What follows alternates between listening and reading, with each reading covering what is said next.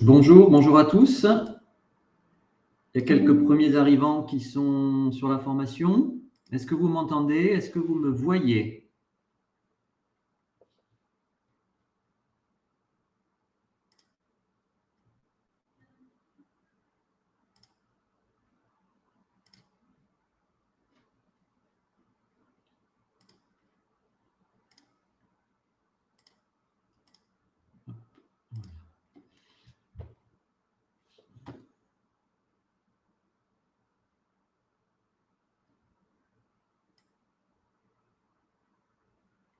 Bonjour, je vois Pascal et je vois Yann-Éric. Je vous ai autorisé de pouvoir ouvrir le micro et la caméra. Donc, si vous le souhaitez, vous pouvez me faire un petit coucou pour que je vois si vous recevez bien tout, si vous me voyez, si vous m'entendez. Je vois Pascal qui m'écrit 5 sur 5, merci.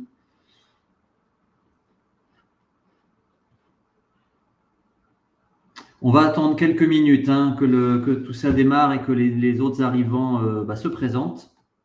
Je vais d'ailleurs peut-être modifier un paramètre pour que vous puissiez avoir la parole réactivée, parce que je pense qu'on ne va pas être très nombreux aujourd'hui. Voilà, normalement. Donc, je vois que Pascal a utilisé le petit chat pour m'écrire et me dire bonjour et qu'apparemment, vous me receviez 5 sur 5. Est-ce que Yann, voilà, un petit sourire, bonjour. Voilà, un petit peu de patience. Vous pouvez vous faire un petit café ou un thé en attendant. On va attendre que les prochains retardataires arrivent. Il y a toujours en général 4-5 minutes de délai pour que les inscrits puissent se présenter. Peut-être ce que vous pouvez faire également, puisque pour l'instant vous n'êtes que deux, c'est m'écrire ou activer votre caméra si vous le souhaitez, votre micro. Attendez, est-ce que je peux vous l'autoriser? Ça, normalement, je dois pouvoir vous l'autoriser. Hop. Voilà. M'écrire un petit peu votre statut actuel et votre activité, s'il vous plaît. Voilà, savoir si vous êtes gérant de société, salarié, etc. C'est toujours important pour que je puisse construire en fait la présentation de manière la plus adaptée possible.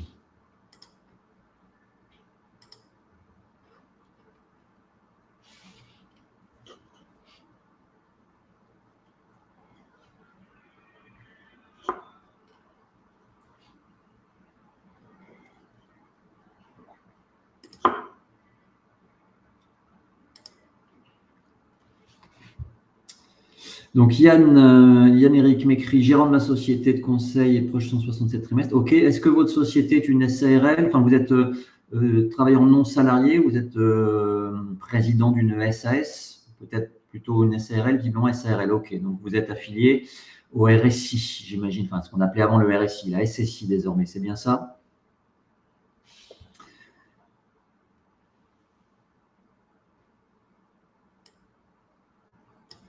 Alors, attendez, je vais ouvrir un petit peu plus le chat.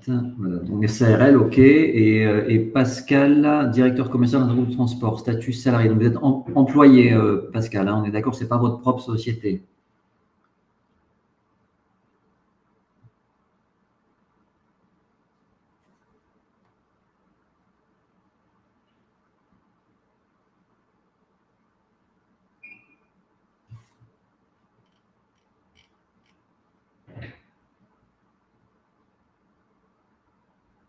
Employé, très bien, parfait. Alors, attendez, je vais voir si je peux mettre ça ici. Voilà, je vais essayer de gagner de la place sur mon écran de manière à voir tout le monde et à bien voir le chat de tout le monde. Hop. Écoutez, encore quelques petites minutes de patience pour les prochains inscrits qui devraient normalement, je l'espère, arriver, parce que j'avais à peu près 18 personnes inscrites, même si en général, on n'en a que la moitié en réel. Est-ce que vous voyez bien à l'écran la présentation avec ce monsieur barbu, blanc, un petit peu tatoué, qui montre comme ça le titre? Juste précisez-moi si c'est OK pour vous, si le son est OK, est-ce que c'est assez fort? Voilà, de manière à vérifier si la technique fonctionne bien, s'il vous plaît. Tout est OK. Parfait. Voilà. Bon, écoutez, un petit café, si vous voulez bien patienter encore une ou deux petites minutes. Je suis certain qu'il y aura des personnes qui vont arriver avec du retard. Voilà, encore une ou deux petites minutes et puis on va démarrer. Moi, je me suis fait mon petit café.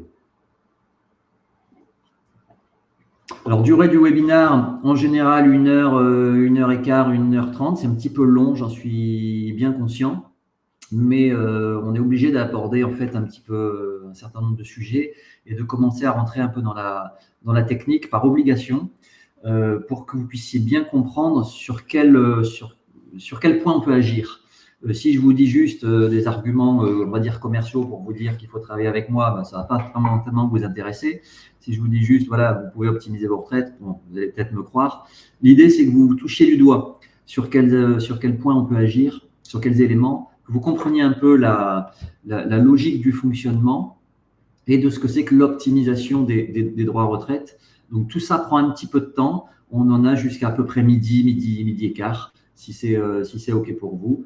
Dans tous les cas, on pourra fixer de manière personnelle un rendez-vous. Vous pourrez décider, si vous le souhaitez, de fixer un rendez-vous de découverte avec moi pour parler de votre dossier en particulier et voir ensuite voilà, s'il y a quelque chose à faire en particulier dans vos dossiers respectifs.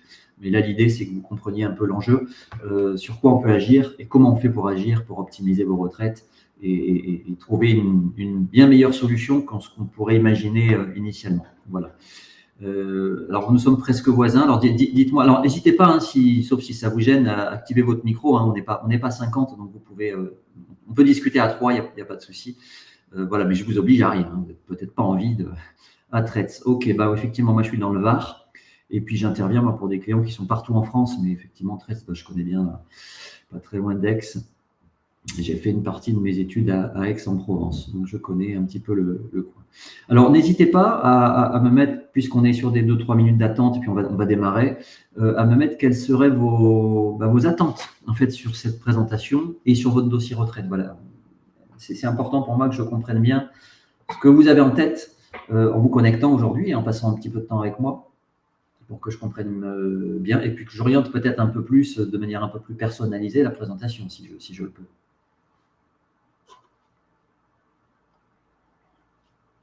Alors, Pascal, effectivement, vous me parlez de retraite progressive, c'est très bien. On va en parler tout à l'heure. Hein. On va vraiment rentrer un petit peu dans le détail, entre guillemets, mais je vais vous faire une présentation de ce système qui est vraiment très intéressant. Quand on peut y accéder, en général, il y a tout à y gagner et pas grand-chose à perdre, voire rien à perdre potentiellement hein, sur de la retraite progressive. Donc, effectivement, c'est un dispositif qui est encore très méconnu, assez peu utilisé, mais qui commence un petit peu à se développer et qui peut être très, très intéressant sous réserve que vous diminuez votre activité ou que vous soyez à temps partiel. Alors, attendez, Pascal, je ne me rappelle plus si c'est vous qui êtes salarié, voilà, employé. Donc, effectivement, dans l'idée d'avoir un temps partiel, on va y revenir hein, tout à l'heure, vous pourriez effectivement envisager une retraite progressive. Donnez-moi votre âge, s'il vous plaît, Pascal et Yann-Éric. Voilà, et cumul emploi-retraite, avantage, ok, on va en parler. Voilà, donc, vous avez besoin de concret, hein, j'ai bien compris. Et écrivez-moi, s'il vous plaît, vos âges respectifs. 61 ans et 4 mois, très bien. Donc, vous êtes bien en âge où, effectivement, il faut que vous vous occupiez de ça. Et Yann, vous êtes déjà en âge de percevoir vos retraites et vous n'avez rien encore déclenché, Yann. On est d'accord? Vous n'avez pas encore agi pour mettre en place vos retraites, j'imagine.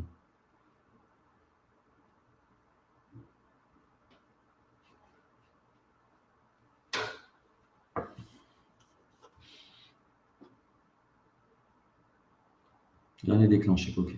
Bon, écoutez, on va démarrer la réunion, il est 10h39, on a déjà 9 minutes entre guillemets, de décalage et visiblement, bah, les autres n'arrivent pas. J'ai 18 inscrits et 2 personnes qui se présentent, donc déjà, je vous remercie d'être là. Mais c'est toujours un petit peu comme ça, c'est normal. Est-ce que vous voyez bien ma souris sur l'écran? Parce que je vais l'utiliser pour pouvoir vous montrer des choses sur les différents slides que je vais vous passer. Donc, précisez-moi si vous voyez bien ma souris qui défile. Alors, juste pour me faire une petite présentation rapide et vous remercier merci d'être avec moi aujourd'hui. Donc, je m'appelle Gaël Demey, je suis le gérant du cabinet Lac Les Retraites. Donc, comme vous l'avez compris, je suis situé dans le sud de la France, dans le Var. Le siège est à Pierrefeu du Var. Et mon métier, c'est l'expertise en droit retraite des régimes obligatoires depuis 15 ans. Donc, je précise bien les régimes obligatoires puisque nous n'intervenons pas du tout pour tout ce qui est placement financier, produits d'assurance, épargne, PER, PERP, etc. Ce n'est pas notre métier du tout. Nous, on va intervenir uniquement sur les régimes pour lesquels vous allez cotiser de manière obligatoire tout au long de votre carrière. Donc, on parle des retraites, des régimes obligatoires. Alors, pour vous préciser quel est mon métier, eh bien, en fait, mon métier permet à mes clients de toucher les meilleures retraites possibles. Alors ça vous paraît logique, et c'est bien effectivement le but, hein, c'est d'avoir le maximum de retraites possibles que vous pouvez encaisser, mais ça ne s'arrête pas à ça, ça ne va pas s'arrêter à juste essayer d'augmenter le montant de vos retraites, ça va permettre de vous les faire toucher dans les meilleures conditions possibles.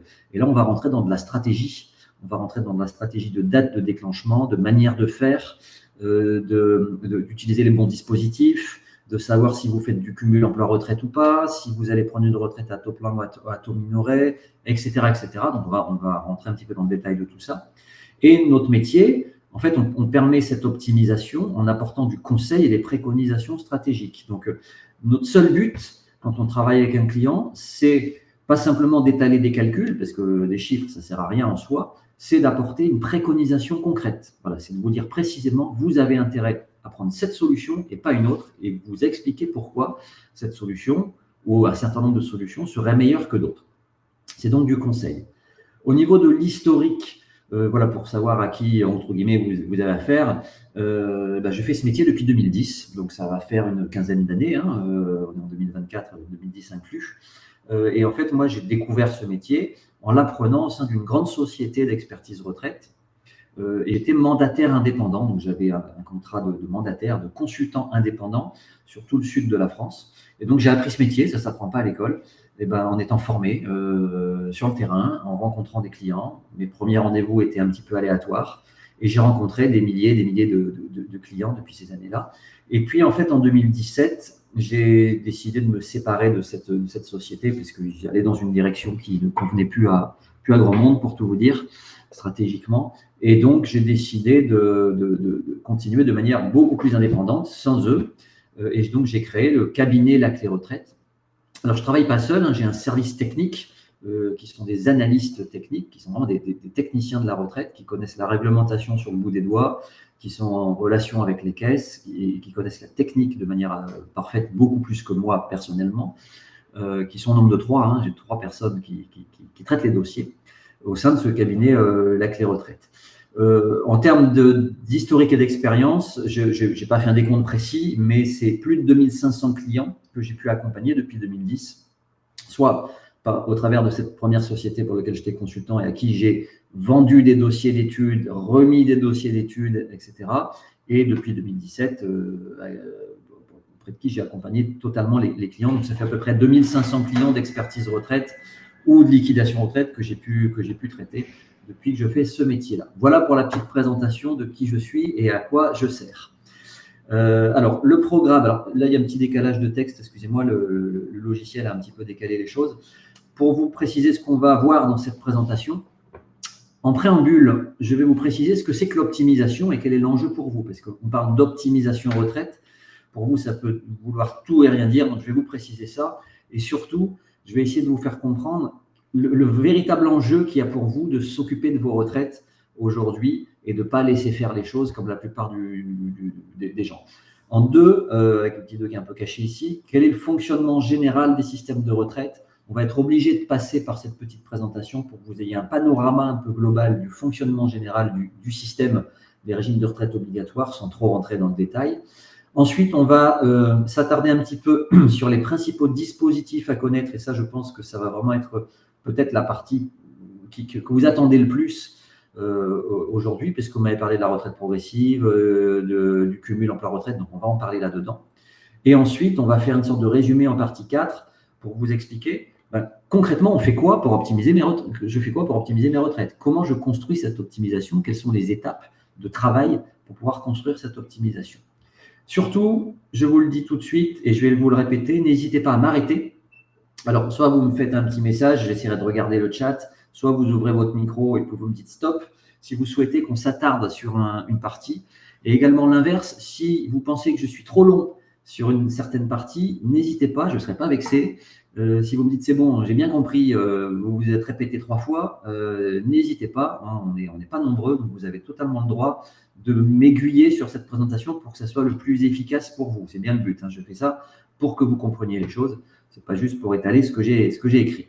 Alors, en préambule, optimiser les retraites, c'est quoi? Et quel est l'enjeu en fait pour vous? Il faut vraiment que vous puissiez prendre conscience et réaliser quel est l'enjeu réel pour vous.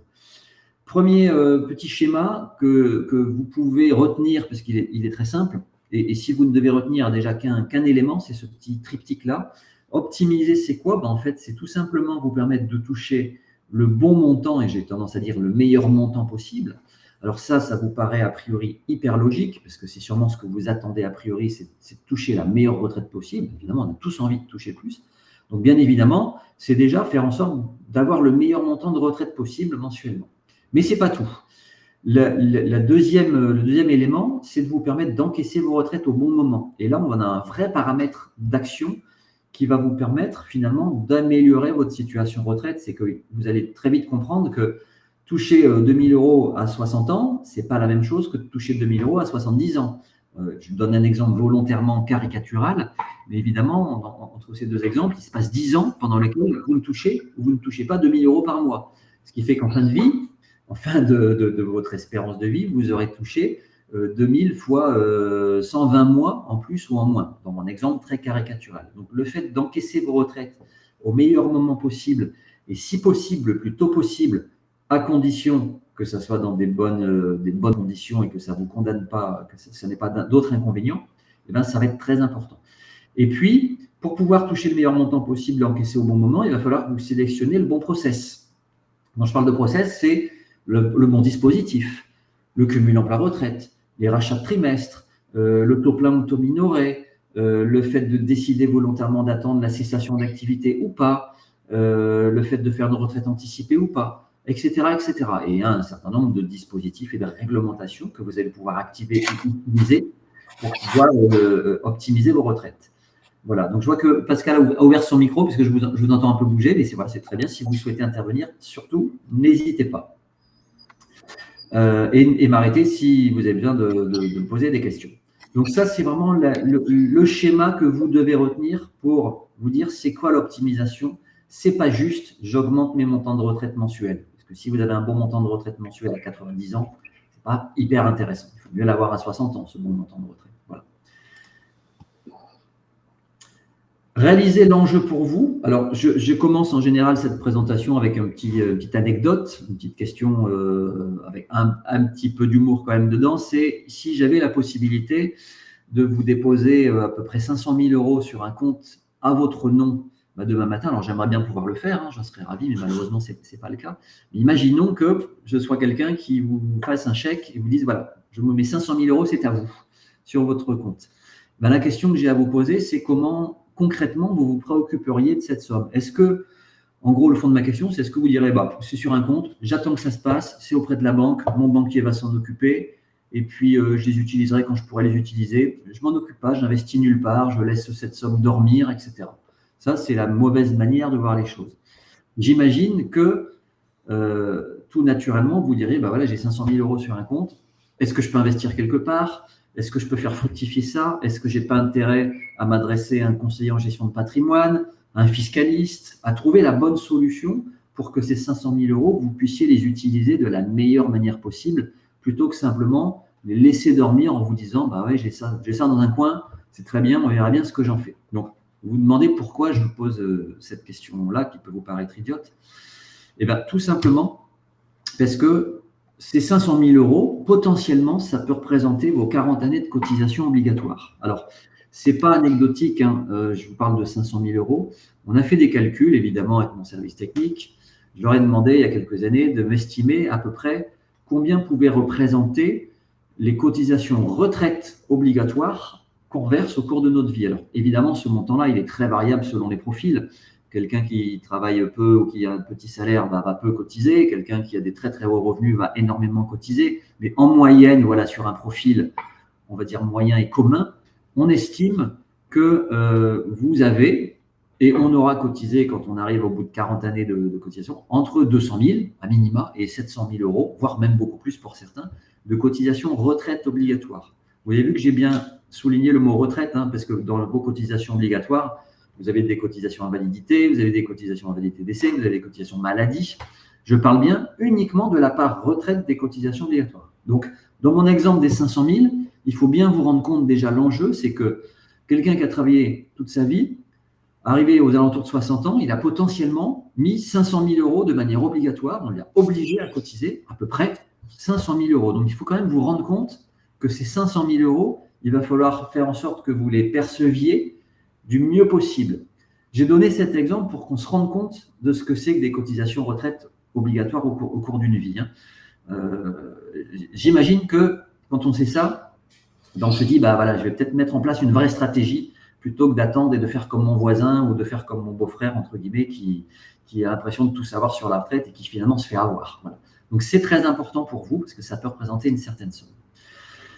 Plus concrètement, l'enjeu pour vous, c'est quoi? Prendre la retraite, c'est une décision unique, on ne le fait qu'une fois, et qui est définitive, on ne revient pas en arrière. Donc, à partir du moment où vous choisissez une date de déclenchement, elle est prise, elle est déclenchée, vous ne revenez pas en arrière. Si vous vous trompez, c'est trop tard. Est-ce qu'il faut vraiment attendre pour prendre la retraite le plus tard possible? Vous allez voir qu'on va revenir un petit peu sur ce sujet, mais il va falloir se poser une vraie question stratégique là-dessus. On ne décide pas d'attendre ou de prendre une retraite tôt juste parce qu'on pense que c'est la bonne solution. Il faut en avoir des justificatifs. La décision, elle va effectivement comment dire, je ne trouve pas mes mots, activée vis-à-vis d'un montant optimal de vos retraites, c'est-à-dire que vous allez vous dire, bah oui, je touche assez à la retraite, ou bah non, je considère que ce n'est pas assez, donc je vais encore attendre, etc., etc. Il va falloir vous poser la question du taux auquel vous allez toucher vos retraites, donc en gros, taux plein ou taux minoré. On va revenir sur ces notions-là dans quelques minutes.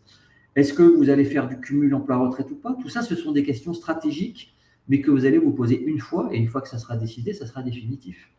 Est-ce que vous avez intérêt à racheter les trimestres ou pas? On va évidemment revenir sur ce sujet qui est très, très sensible. Vous allez voir qu'il y a beaucoup d'idées reçues là-dessus. Donc, tout ça, c'est des vraies questions stratégiques que vous devez vous poser dans le cadre d'une décision qui est unique et définitive. Donc, vous avez compris qu'il s'agit de ne pas rater une grande étape de votre vie.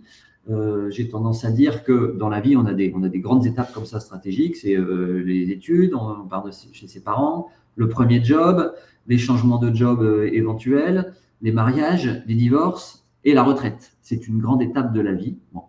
Et il faut bien se rendre compte également que la retraite des régimes obligatoires, c'est potentiellement un de vos derniers revenus. Alors, je vous souhaite évidemment que ça soit, que vous ayez d'autres revenus, d'autres sources de revenus, si vous le pouvez, mais souvent, c'est le dernier revenu qu'on a. Donc, c'est important de ne pas le rater. Je passe à la suite, si mon écran veut bien bouger. Voilà.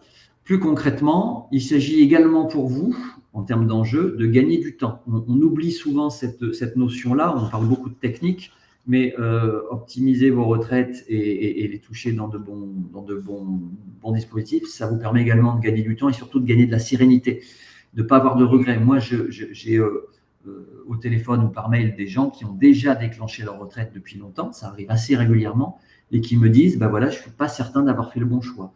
Mon voisin touche plus. Mon frère qui a fait le même boulot que moi touche plus. Comment ça se fait? Mais quand c'est fait, c'est trop tard.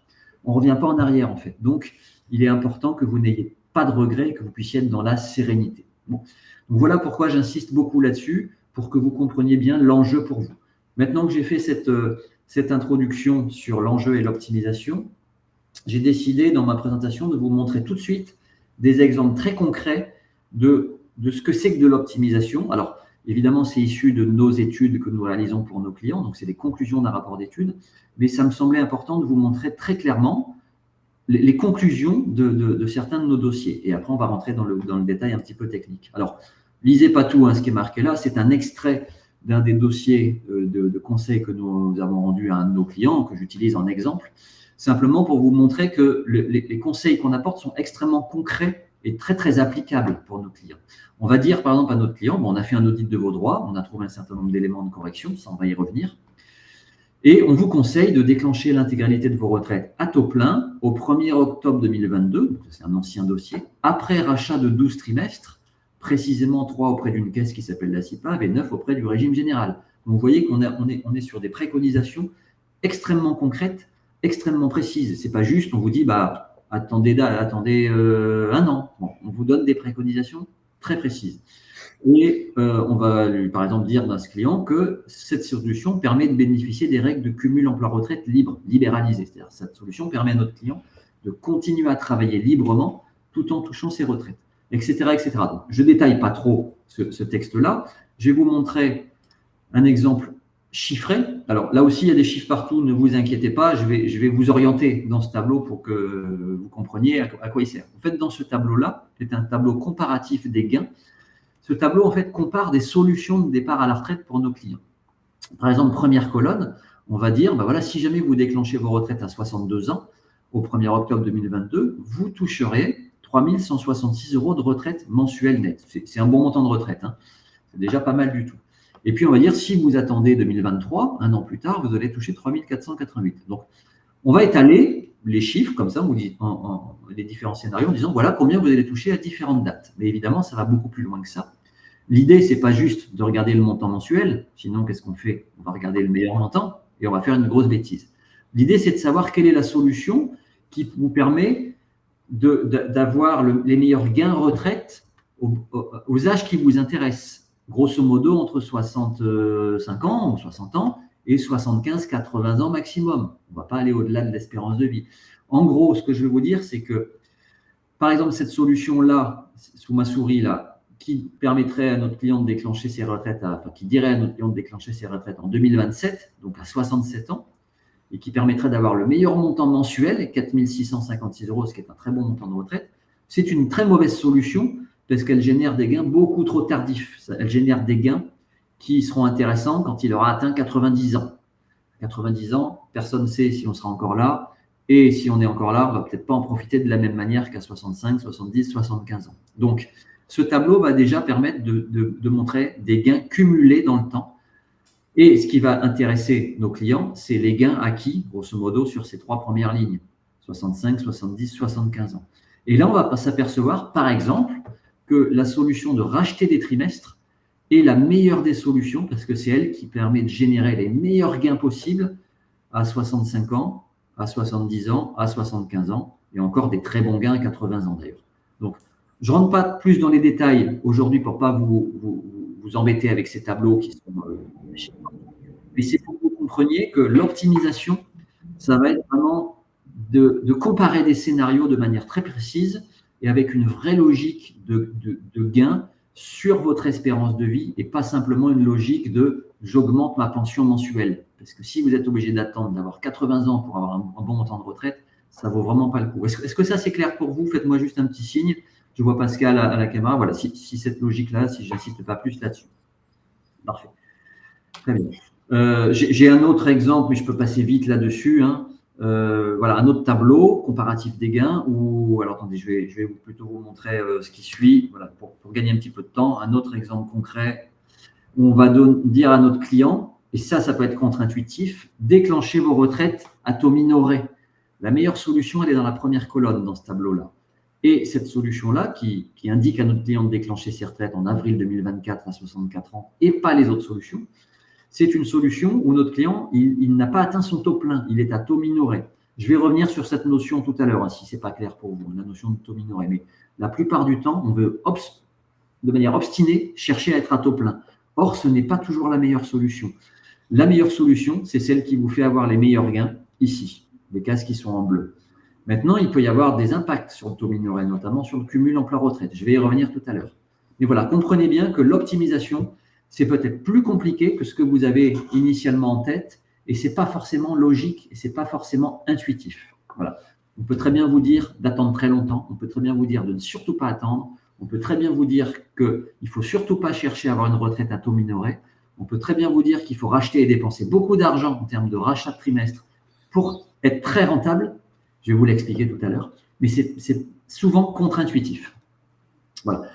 Je vais peut-être, si c'est clair pour vous, cette logique, je vais gagner un petit peu de temps sur la présentation et je vais peut-être passer ces pages-là. Reprécisez-moi si c'est très clair pour vous ou si vous voulez que je développe un autre exemple.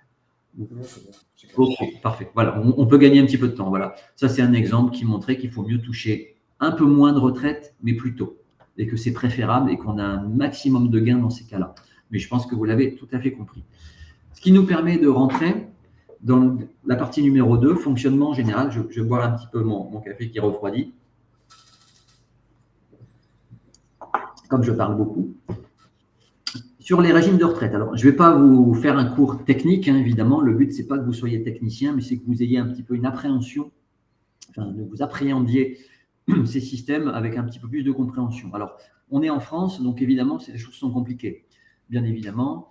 Et le système de retraite s'est construit historiquement avec une multitude de réglementations. Hein. On est bien placé pour le savoir.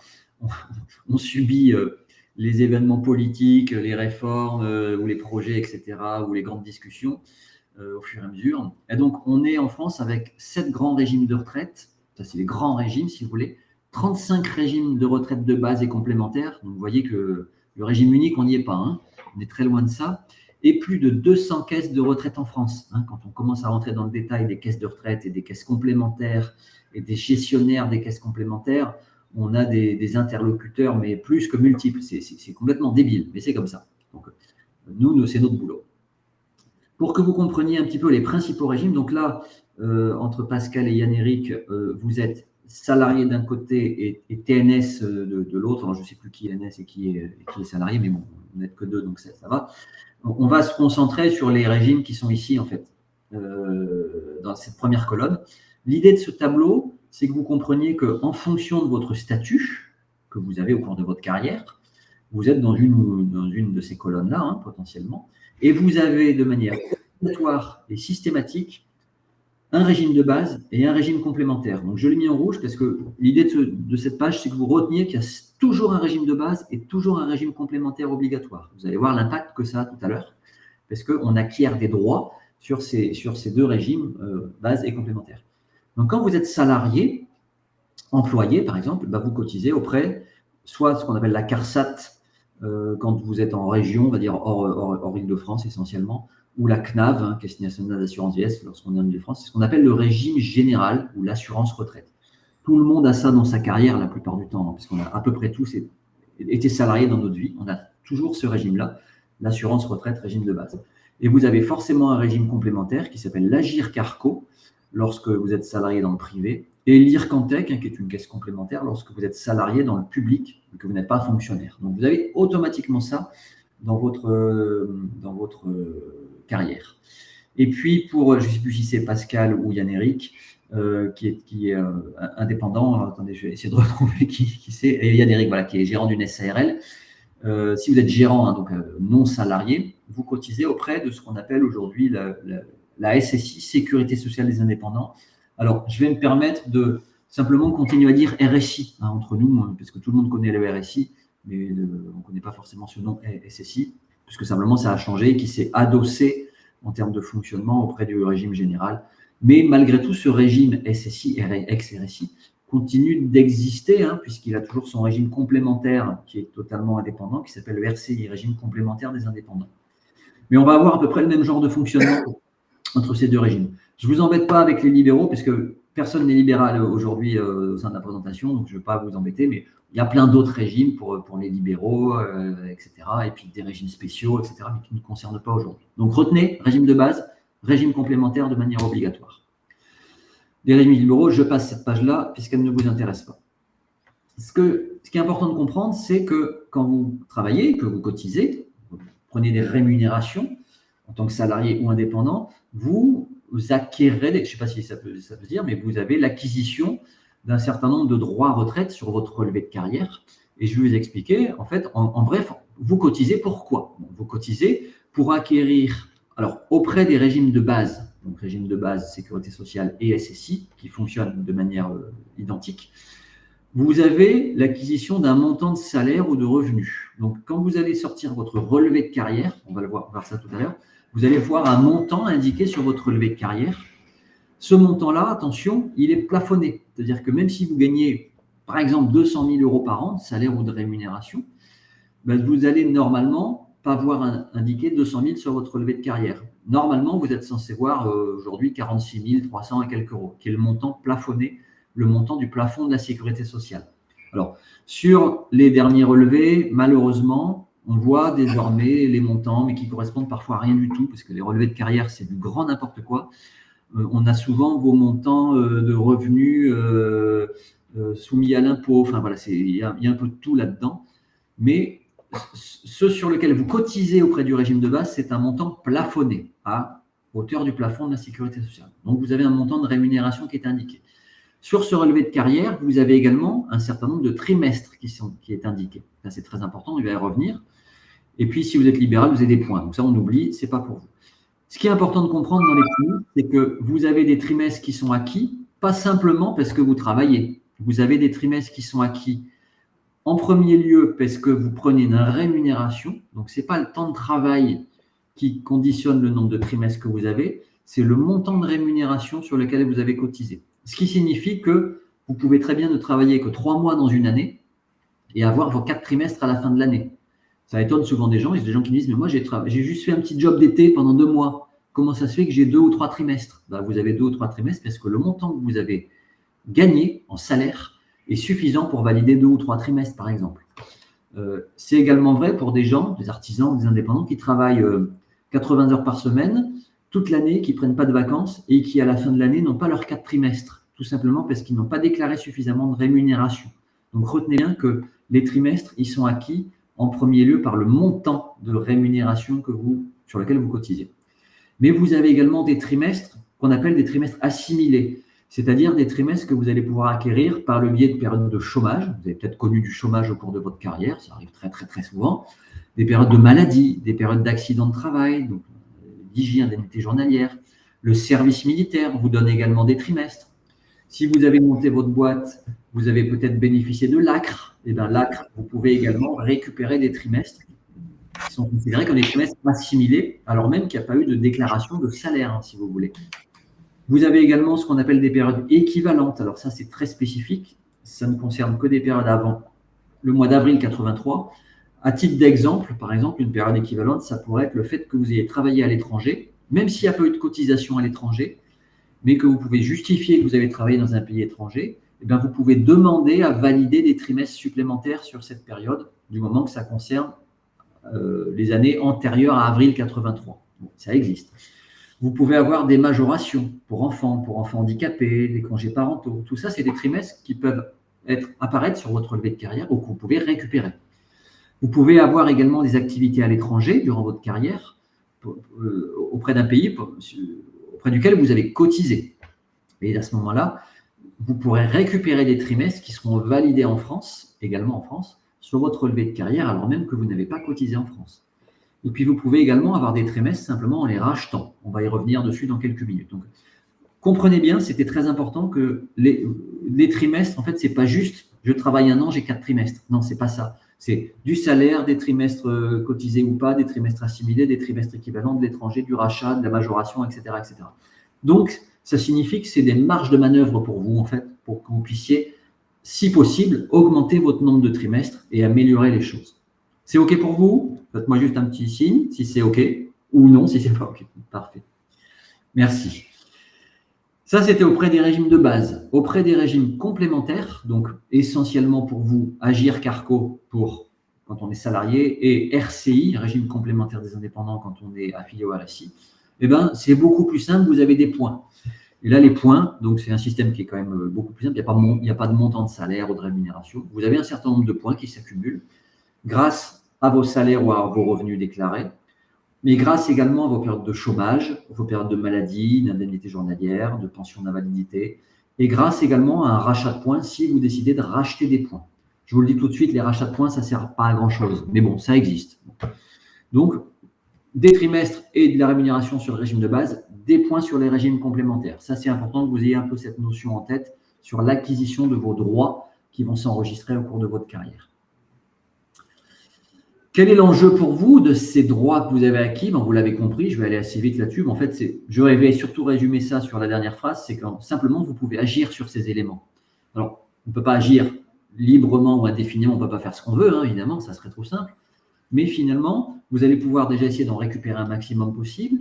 Et puis, les trimestres que vous avez, par exemple, sont un élément qui vous permet de définir si vous êtes à taux plein ou à taux minoré. Donc, ça aura une importance dans le calcul de vos retraites et dans la manière de prendre vos retraites. Ça rentre en compte dans la formule de calcul. Le taux plein ou taux minoré, donc beaucoup de trimestres ou pas beaucoup de trimestres, va définir le taux, ça va être un élément clé du cumul emploi-retraite. Je vais vous le détailler tout à l'heure. Vous allez voir que le taux, il est très important pour pouvoir faire du cumul emploi-retraite libre ou pas. Les salaires ou les revenus que vous avez enregistrés rentrent en compte dans le calcul de vos retraites. On a tous entendu parler des 25 meilleures années. Alors, il y a souvent beaucoup de confusion là-dessus. Parfois, on me dit 10 meilleures, 10 dernières, 10, 15 dernières. Bon, c'est les 25 meilleures années, en tout cas sur vos régimes qui vous concernent, qui sont un élément de calcul. Un élément, pas tout. Donc, plus vous avez de revenus enregistrés, ou de bons revenus enregistrés, meilleur sera votre calcul des 25 meilleures années, etc., etc. Et également, vous avez compris que le nombre de trimestres, que les salaires que vous avez enregistrés ou les revenus que vous avez enregistrés définissent le nombre de trimestres que vous avez. Comme je vous l'ai dit tout à l'heure, ce n'est pas le temps de travail qui compte, c'est le montant de revenus enregistrés. Donc, tout ça est extrêmement important, il ne faut pas le négliger parce que vous pouvez agir plus ou moins sur ces éléments. Et en tout cas, il faut le maîtriser pour savoir si c'est juste et si vous pouvez en prendre des décisions là-dessus. Voilà. Je commence à vous donner des exemples concrets, là, avec cette impression d'écran, d'un type de relevé de carrière. Alors là, on est typiquement dans un relevé de carrière qui est très, très succinct, qui ne sert pas à grand-chose, pour tout vous dire, mais il existe. Tout simplement parce que ce relevé de carrière-là, c'est un extrait, bien sûr, que j'ai mis à l'écran, n'apporte pas beaucoup d'informations. Sur ce genre de relevé de carrière, qui est issu du régime de base, un régime général, on a simplement les années qui sont répertoriées, mais on n'a pas de détails sur les dates. On ne sait pas, par exemple, si l'année 77, est-ce qu'elle est complète ou pas? On ne sait rien. On sait qu'en 77, la personne qui a ce relevé a une activité auprès du régime général et a une activité salariée agricole. L'ensemble de ces activités ont permis de valider 4 trimestres. Et on voit simplement le revenu enregistré ici. Et effectivement, c'est ce revenu-là, ces deux revenus-là, qui permettent de valider 4 trimestres. Mais on n'a aucun autre détail. On ne sait pas si les 21 993 € ont été gagnés sur 1 mois, 2 mois, 3 mois, 10 mois, 12 mois. Bon, on n'a pas beaucoup d'informations. Donc, le seul intérêt finalement de ce genre de relevé très succinct, c'est d'avoir un décompte de trimestre, d'avoir le total des trimestres tout régime et grosso modo d'avoir une idée de la rémunération qui est enregistrée par la caisse. C'est déjà pas mal. Bon, ça a le mérite d'exister, mais en général, on ne fait pas grand-chose de ces relevés parce que c'est très, très succinct. Donc voilà, on a une première photo de l'enregistrement de vos droits sur ce genre de relevé de carrière. Évidemment, vous avez compris que l'idée, c'est de récupérer d'autres types de relevés de carrière qui sont beaucoup plus complets. Et je vais vous montrer. L'idéal, en fait, ça va être ce genre de relevé. Alors, je vous le dis de manière très claire, ces relevés-là, aujourd'hui, n'existent plus, malheureusement. Évidemment, on a affaire à des administrations françaises qui font conneries sur conneries. Je préfère le dire de manière très claire. Ce n'est pas très poli, mais c'est la réalité des choses. C'est qu'au fur et à mesure des années, les caisses de retraite ont fait en sorte que vous y compreniez de moins en moins bien les choses. C'est un peu dans leur intérêt. On avait, il y a quelques années, ce genre de relevé. Alors, vous pouvez potentiellement encore soit avoir conservé ces relevés-là, parce que les caisses de retraite les envoyaient par la poste, donc vous les avez peut-être en papier, dans des enveloppes vertes en général. Donc, si vous les avez conservés, parce qu'ils sont quand même assez exploitables et ils sont assez bien foutus pour le coup. Et si vous vous connectez sur le site Info Retraite, je vais vous le mettre directement dans la petite fenêtre de discussion, info-retraite.fr. Je vous mets ça dans le chat. Voilà. C'est j'ai oublié de mettre le point. www.info-retraite.fr. Eh bien, peut-être que vous pourrez encore récupérer ces relevés de carrière dans la partie relevés archivés. Voilà. Vous voyez ça doit être écrit pour vous. Tout simplement parce que c'est des relevés qui existaient pour vous avant 2021, avant l'été 2021, et que peut-être qu'ils ont été archivés pour vous dans votre compte retraite. Donc, je vous invite à, si vous le pouvez, les récupérer, ces formats de relevés-là, tout simplement parce que ces formats de relevés, en fait, sont quand même assez clairs et assez exploitables. Alors, je vous explique ce qu'il y a dans ces relevés. Vous avez par exemple la première page, la page de gauche, qui va simplement vous montrer vos régimes de base. Donc, on va avoir dans les régimes de base des années, mais on va potentiellement avoir des dates un petit peu plus précises que ce qu'on a vu tout à l'heure. Donc déjà, ça va nous permettre d'orienter la lecture du relevé de carrière. On va avoir le régime sur lequel vous avez cotisé. Alors, évidemment, c'est certainement petit à l'écran pour vous. Peut-être que je peux augmenter les choses. Ce n'est pas évident. Vous avez l'assurance retraite. Là, on voit que la personne était indépendante. Donc, ça va permettre quand même d'avoir une lecture un peu plus précise du statut que vous avez eu. Et surtout, on va avoir également le détail de ce qu'il y a dans votre relevé de carrière avec période de chômage, les congés payés, le nom de l'employeur, etc., les montants de rémunération que vous avez pu avoir et les trimestres correspondants. Est-ce que ça, c'est clair pour vous déjà? Est-ce que mes explications sont assez claires pour que vous compreniez à quoi sert déjà? Bon, OK. Et puis, je vais remettre un petit peu moins de zoom. Sur d'autres pages, vous allez avoir le détail de vos régimes complémentaires correspondants. Et évidemment, sur ce détail-là, vous allez avoir des dates précises. On va savoir que là, cette personne a travaillé chez Carrefour France. Alors, je n'arrive pas trop à lire parce que c'est un peu trop, mais du 11 janvier au 5 mars chez Carrefour. Donc, on a beaucoup plus de détails d'enregistrement et un certain nombre de points. Et vous allez voir que le fait d'avoir ces détails et la facilité de lecture, c'est extrêmement important parce que la première chose qu'il va falloir faire, c'est de corriger votre carrière. Je reviens là-dessus dans quelques minutes. Mais pour l'instant, je voulais vous montrer un peu comment on peut commencer à lire un relevé de carrière. Ça, c'est les relevés idéaux que vous avez vus. Et puis, vous avez désormais, toujours sur Info Retraite, c'est le nouveau relevé de carrière. Alors, je dis nouveau parce qu'ils existent depuis 2021 à peu près, qui sont un bazar absolu, hein, évidemment. Hein, comme je disais tout à l'heure, on a affaire à des technocrates qui créent des choses administratives. Et on a des relevés de carrière, malheureusement, on n'a plus accès qu'à ça désormais, sauf si vous retrouvez un relevé archivé, avec des relevés qui mélangent tout. Voilà. Donc, on a une liste comme ça, où on a par exemple employeurs multiples. Alors là, merci du cadeau, hein, employeurs multiples. Est-ce que ça signifie que vous avez eu 2 employeurs, ou 3, ou 4, ou 10? Pas de détail. Hein. Débrouillez-vous avec ça. 79 employeurs multiples, 812 francs de salaire annuel. Est-ce que c'est 812 francs sur 2 ou 3 employeurs? On ne le sait pas vraiment. Et puis, on va avoir 79, 80, 80, 82, 83, etc. Puis derrière, on va reprendre une autre ligne qui va vous donner des points que vous avez acquis sur Manpower. Bon, là, on a des dates. Et puis là, finalement, on a BIS France. Enfin, tout est mélangé. Ce n'est pas de votre faute. Vous n'avez pas trop le choix. Malheureusement, vous allez être obligé de sortir ce genre de relevé de carrière, mais qui sont très difficilement lisibles et plus difficilement exploitables que les relevés archivés que vous pourriez retrouver. Mais si vous n'avez que ça, vous n'aurez que ça, entre guillemets, à vous mettre sous la dent pour pouvoir essayer de comprendre ce qui a été enregistré dans votre carrière et ensuite corriger les anomalies. Donc, allez sur le site Info Retraite. Si possible, essayez de retrouver des relevés archivés et vous les enregistrez, vous les conservez. Et si vous n'avez pas de relevés archivés, de toute manière, vous allez trouver ce genre de relevés. Alors, ces relevés-là font plusieurs pages. Hein. Ça fait 8, 10 pages selon votre carrière. Et puis, c'est plus ou moins lisible, mais vous n'avez pas le choix. Donc, si c'est OK pour vous, c'était important que je vous montre ces relevés pour comprendre comment sont enregistrés vos droits retraite, hein, les trimestres, les salaires, les points, au sein de vos relevés de carrière, sachant que le relevé de carrière, c'est le seul document disponible que vous pourrez avoir pour savoir comment les caisses ont enregistré votre carrière. Si c'est OK pour vous, on passe à la suite, de manière à ce que vous puissiez comprendre les principaux dispositifs qui existent sur lesquels vous allez pouvoir agir en termes d'optimisation et de décision. Alors là, on va rentrer un peu dans la technique, hein, mais l'idée pour vous, c'est de vous dire que l'âge légal, le taux plein, vous allez pouvoir en tirer des conclusions et des décisions. La retraite anticipée, là, ça s'est décalé. Hein. Retraite anticipée, c'est une stratégie. La retraite progressive, c'est ça, où il y a eu un décalage dans le titre. C'est une vraie stratégie de décision. Le cumul emploi-retraite, c'est une stratégie. Et les rachats, c'est une stratégie également. C'est pour ça que je vous fais la présentation de ces dispositifs en particulier. Alors, je reviens à la base de tout pour que vous compreniez bien les choses. Peut-être que vous le savez déjà, mais c'est important de repartir de ce départ-là. C'est de parler de l'âge légal de départ en retraite. Évidemment, on en a beaucoup parlé avec la réforme. Hein. Il y a beaucoup de confusion, on entend beaucoup de bêtises à la télé, à la radio, parce que les gens ne maîtrisent pas toujours le vocabulaire, on va dire. Mais il y a 2 notions qui sont totalement réglementaires. Je ne les ai pas inventées. Vous pouvez retrouver ce tableau-là directement sur Internet. C'est la notion d'âge légal et la notion de taux plein et de trimestre.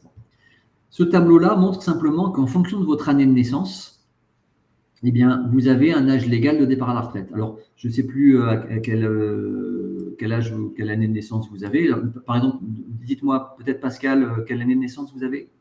1963. 63. On va prendre votre exemple. Vous êtes né en 63, donc de manière obligatoire, vous n'avez pas le choix. Votre âge légal de départ à la retraite, c'est 62 ans et 9 mois. Donc, ça va être en 2025-2026 pour vous, approximativement, selon votre mois de naissance. Ça, c'est réglementaire, vous ne pouvez rien y changer. C'est ça qui a été modifié avec la réforme des retraites. Hein. Et puis, la deuxième notion, c'est que vous avez un certain nombre de trimestres à atteindre, 170 pour vous, si vous voulez prendre une retraite à taux plein. Alors, je précise tout de suite, ce n'est pas une obligation. C'est-à-dire, pour atteindre le taux plein, vous devez atteindre 170 trimestres. Mais rien ne vous oblige à prendre une retraite à taux plein. Vous pouvez très bien prendre une retraite avec 100 trimestres, du moment où vous êtes à l'âge légal. Donc ça, c'est réglementaire. Ça, c'est réglementaire pour atteindre le taux plein. Et l'autre notion, c'est l'âge du taux plein automatique. Ça signifie que quoi qu'il arrive, à 67 ans, même si vous n'avez pas tous vos trimestres, vous avez le taux plein de manière automatique. Bon, ça, je pense peut-être vous le saviez, hein, mais je reprécise ça parce que j'ai tous les jours des gens qui me disent « Mais moi, j'ai 170 trimestres, j'ai 60 ans, donc je peux prendre ma retraite puisque j'ai tous mes trimestres. » Ben oui, non, vous n'avez pas le taux plein. Par contre, l'inverse est vrai. À 62 ans et 9 mois, même si vous n'avez que 150 trimestres, vous pouvez prendre vos retraites. Est-ce que c'est la bonne stratégie? Ben, il va falloir réfléchir à ça justement. C'est OK pour vous, Yann et Pascal? OK, parfait. Donc, je peux passer à la suite, mais c'est important d'avoir ces notions-là. La suite, c'est qu'il existe déjà une possibilité de retraite anticipée. J'imagine peut-être que vous le savez, vous avez peut-être déjà vérifié ça, mais l'âge légal, c'est une chose, mais la réglementation prévoit que sous certaines conditions, vous pouvez déclencher vos retraites avant l'âge légal. Alors, évidemment, le tableau s'est complexifié depuis la réforme. Avant, c'était quand même beaucoup plus simple. Donc, je prends l'exemple de vous, Pascal. Vous êtes né en 63. On a vu que votre âge légal, c'était 62 ans et 9 mois.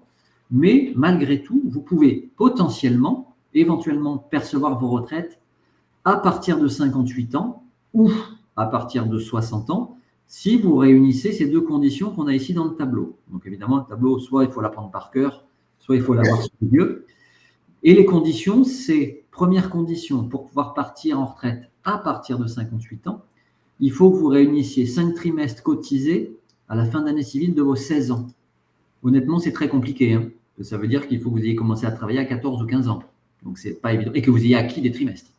Donc, c'est une condition qui existe, mais qu'on ne voit très, très rarement se remplir. Et puis, imaginons que vous n'ayez pas cette condition-là. Donc, ça élimine directement la possibilité d'un départ en retraite à 58 ans. Ça veut dire qu'automatiquement, vous allez passer dans le barème où vous pouvez peut-être prendre vos retraites à partir de 60 ans, à condition que vous ayez acquis 5 trimestres avant la fin d'année civile de vos 20 ans. Ça, c'est possible. Vous avez travaillé à 16, 17, 18, 19 ans, 20 ans. Peut-être que vous avez ces trimestres-là.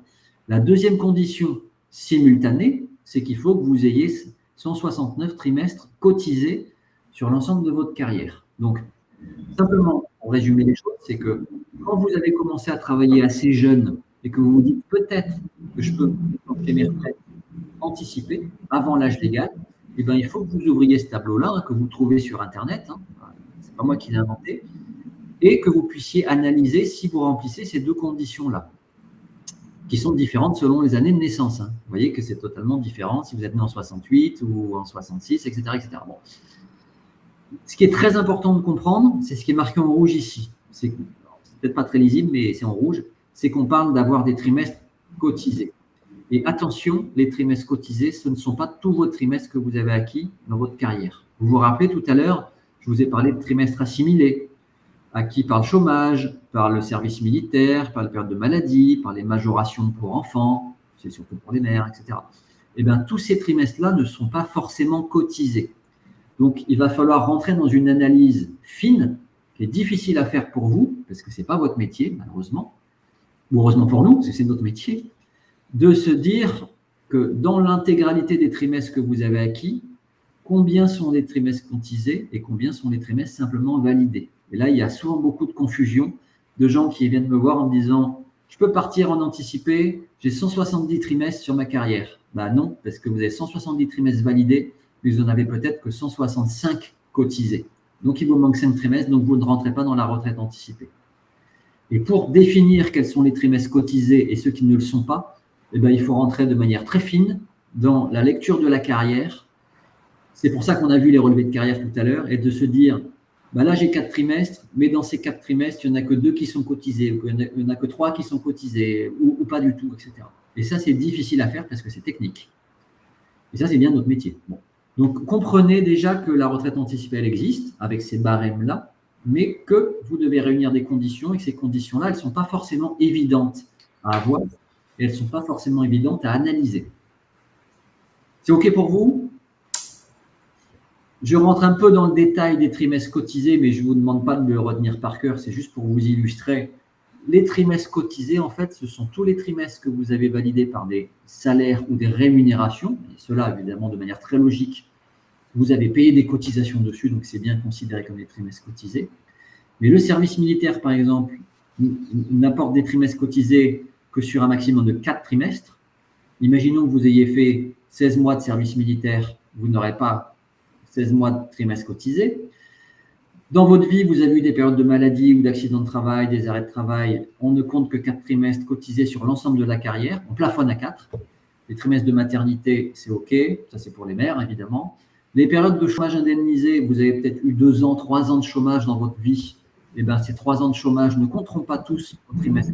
On ne compte qu'une partie cotisée. Le reste, on les élimine, etc., etc. Donc, vous voyez en fait qu'il y a des conditions à respecter qu'il faut connaître et ce qu'il faut pouvoir analyser dans une carrière. Ce n'est pas forcément simple que vous puissiez le savoir vous-même. Je passe un peu vite là-dessus parce que c'est peut-être un peu technique. L'idée de base, c'est vous l'avez comprise.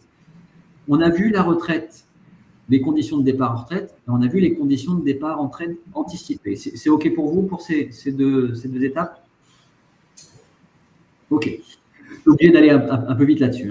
Pour parler de la retraite progressive, vous en avez vous-même parlé tout à l'heure. Alors, la retraite progressive, effectivement, c'est un dispositif qui peut être absolument génial dans un certain nombre de cas. Je vous rappelle la logique de ce dispositif. C'est une forme de retraite anticipée. On n'appelle pas ça retraite anticipée, mais c'est une forme de retraite anticipée, tout simplement parce que cette retraite progressive, elle est disponible, elle est intéressante 2 ans avant l'âge légal. C'est-à-dire que si vous, votre âge légal, Pascal, c'est 63 ans et 9 mois, sachez que la retraite progressive, vous pouvez en profiter à 61 ans et 9 mois. Donc, systématiquement, 2 ans avant votre âge légal. Donc, ça vous permet déjà, potentiellement, de commencer à encaisser des retraites dans votre poche que vous n'encaisseriez jamais si vous ne faisiez pas de retraite progressive. Donc, ça, c'est la première chose, c'est 2 ans avant l'âge légal. Ça consiste à percevoir une partie de vos retraites, un pourcentage de vos retraites disponibles. Imaginons que vos retraites théoriques soient calculées à 2 000 €. Peut-être que 2 ans avant l'âge légal, vous pourriez percevoir 50% de vos retraites, c'est-à-dire 1 000 € tous les mois, 2 ans avant l'âge légal. Donc, c'est vraiment de l'argent en plus que vous êtes susceptible de toucher. Et le principe pour pouvoir toucher et déclencher cette retraite progressive, c'est qu'il faut que soit vous ayez une activité à temps partiel, ça c'est si vous êtes salarié avec un contrat de travail, donc ça rentre dans différentes catégories selon votre statut, soit vous avez un contrat de travail à temps partiel quand on est salarié, compris entre 40 et 80% de la durée légale, il y a des limites. Si vous êtes à 30%, ça ne marche pas. Si vous êtes à 90%, ça ne marche pas. Donc, il faut être entre 40 et 80%. Soit si vous n'êtes pas salarié, donc ça c'est pour les autres statuts, les indépendants, les libéraux, les fonctionnaires également désormais, même les mandataires sociaux aujourd'hui peuvent le faire, il faut que vous réduisiez votre rémunération. Évidemment, quand on est non salarié, on n'a pas de temps de travail. Donc, on ne peut pas apprécier une diminution ou un pourcentage de temps de travail. Donc, le seul moyen de pouvoir faire de la retraite progressive, c'est de se dire, je diminue ma rémunération vis-à-vis des années précédentes. Et donc, il y a un calcul qui se fait en comparaison des 5 années précédentes. Donc, on rentre un peu dans la technique de calcul là-dessus. Mais comprenez bien que selon votre statut, vous allez avoir des conditions à respecter, soit de temps de travail, soit de diminution de rémunération. C'est OK pour vous? Donc, je ne sais plus si c'est Pascal, c'est vous qui êtes salarié ou c'est ça? Donc, Pascal, vous, si jamais vous voulez faire de la retraite progressive en restant salarié, il faut que vous ayez un contrat de travail à temps partiel. Bien sûr. Voilà. Et Yann-Éric, si vous voulez faire de la retraite progressive, alors je ne sais pas si ça sera intéressant pour vous, c'est vous qui avez 60, je ne sais plus qui a 64 ans. Peut-être que la retraite progressive, c'est un peu tard pour le faire, mais pourquoi pas, ça peut être… Bon, on verra ensemble. Mais pour vous, Yann-Éric, à titre d'exemple, si jamais vous vouliez faire de la retraite progressive, il faudrait que vous diminuiez votre rémunération. Ça peut être également un bon dispositif quand on subit une diminution. On a tous connu le Covid, on a tous eu plus ou moins des difficultés sur une période difficile, pour certains, etc. Parfois, quand on a un chiffre d'affaires qui baisse, on peut très bien profiter de ce dispositif pour commencer à encaisser des retraites et vivre mieux avec ces retraites. Donc, ça peut être un super dispositif, surtout que tant que vous faites de la retraite progressive, donc vous continuez à travailler, c'est le principe, vous continuez à cotiser pour vous. Ça veut dire que la retraite progressive, c'est une étape de retraite, mais ce n'est pas la retraite définitive. Donc, tant que vous êtes en retraite progressive, vous continuez à payer des cotisations sur la base soit de votre contrat de travail, soit de votre activité non salariée, qui va vous permettre de vous servir au moment où vous prendrez votre retraite définitive. Donc, dans un deuxième temps, forcément, vous prendrez votre retraite pleine et définitive à un autre moment. C'est une première étape, la retraite progressive. Voilà. Donc, ça peut être génial dans un certain nombre de cas. Si c'est OK pour vous, j'ai fait un résumé de la retraite progressive, on peut passer au cumul emploi-retraite. Vous avez besoin d'autres indications sur la retraite progressive ou c'est bon pour vous? Concernant la retraite progressive, évidemment, lorsqu'on est à temps partiel, forcément, la contribution n'est plus la même que lorsqu'on est à temps plein. Oui, mais alors, vous avez tout à fait raison. Donc, effectivement, si jamais vous passez à 50%, vous avez normalement déjà un salaire qui est moindre, potentiellement, et puis vous avez des cotisations qui sont basées sur un salaire moindre. Par contre, vous pouvez, avec l'accord de l'employeur, demander à cotiser sur la base d'un salaire à 100%. D'accord. Bien entendu, il faut que l'employeur soit d'accord. Okay. Mais ça se fait, et vous pouvez très bien négocier ça en disant « Ok, je diminue ma rémunération, je travaille moins, bon, etc. Par contre, je souhaite continuer à cotiser sur une base 100%. » De manière à ce que finalement, ça ne change rien du tout pour vos futures retraites définitives. Et là, c'est tout bénef, entre guillemets. La seule diminution que vous subissez, c'est une diminution de votre salaire parce que vous passez à 50%. Oui. Mais en même temps, vous travaillez moins, vous avez plus de temps pour vous, vous profitez de tout ce que vous voulez. Voilà. Bien sûr, bien sûr. Voilà. Mais vous avez tout à fait raison. Hein, voilà. Mais ça existe de pouvoir cotiser sur une base 100%. Si c'est OK, je passe au cumul emploi-retraite. Hein. Alors, je précise peut-être plus peut-être pour Yann éventuellement, si jamais Yann, vous avez des employés, des collaborateurs. La retraite progressive, c'est souvent également un dispositif qu'on peut mettre en place, soit quand on a un collaborateur qui arrive en fin de carrière et puis qui commence à ralentir ou qui a envie de moins travailler ou qui forme un nouveau, par exemple, et ben on lui dit à ce moment-là, vous travaillez moins, je vous passe à 50%, à 60%, à 40%. Et en contrepartie, vous touchez de la retraite progressive. Donc, ça arrange tout le monde, par exemple. C'est parfois des stratégies d'entreprise qui se créent comme ça. Ça peut être également le cas pour quelqu'un qui vend sa société. Vous voulez vendre votre boîte, vous avez un repreneur, mais votre repreneur, vous devez l'accompagner pendant 1 an ou 2 ans, par exemple, pour l'aider à prendre la suite, mais vous décidez de travailler moins. Donc, soit vous vous faites embaucher avec un contrat de travail à temps partiel, soit vous restez indépendant et vous facturez vos honoraires de conseil ou d'accompagnement, mais vous avez réduit vos honoraires. Donc voilà, c'est des exemples d'utilisation du système de la retraite progressive qui peuvent être très intelligents selon les cas de figure. Voilà. Le cumul emploi-retraite, alors évidemment, le cumul emploi-retraite, c'est un dispositif qui est central dans tous les dossiers que nous traitons, sauf pour les gens qui ne veulent pas du tout en faire, mais malgré tout, c'est assez rare quand même. On a souvent des clients qui souhaitent continuer à travailler, soit à temps plein, soit de manière beaucoup plus souple. Mais ça reste une notion qui est très importante parce que c'est une vraie notion stratégique. Le cumul emploi-retraite, c'est donc, vous l'avez bien compris, la possibilité d'encaisser ses retraites. Donc, on ne parle plus de retraite progressive, on parle de retraite définitive. Donc, encaisser vos retraites tout en continuant à travailler, à vous rémunérer.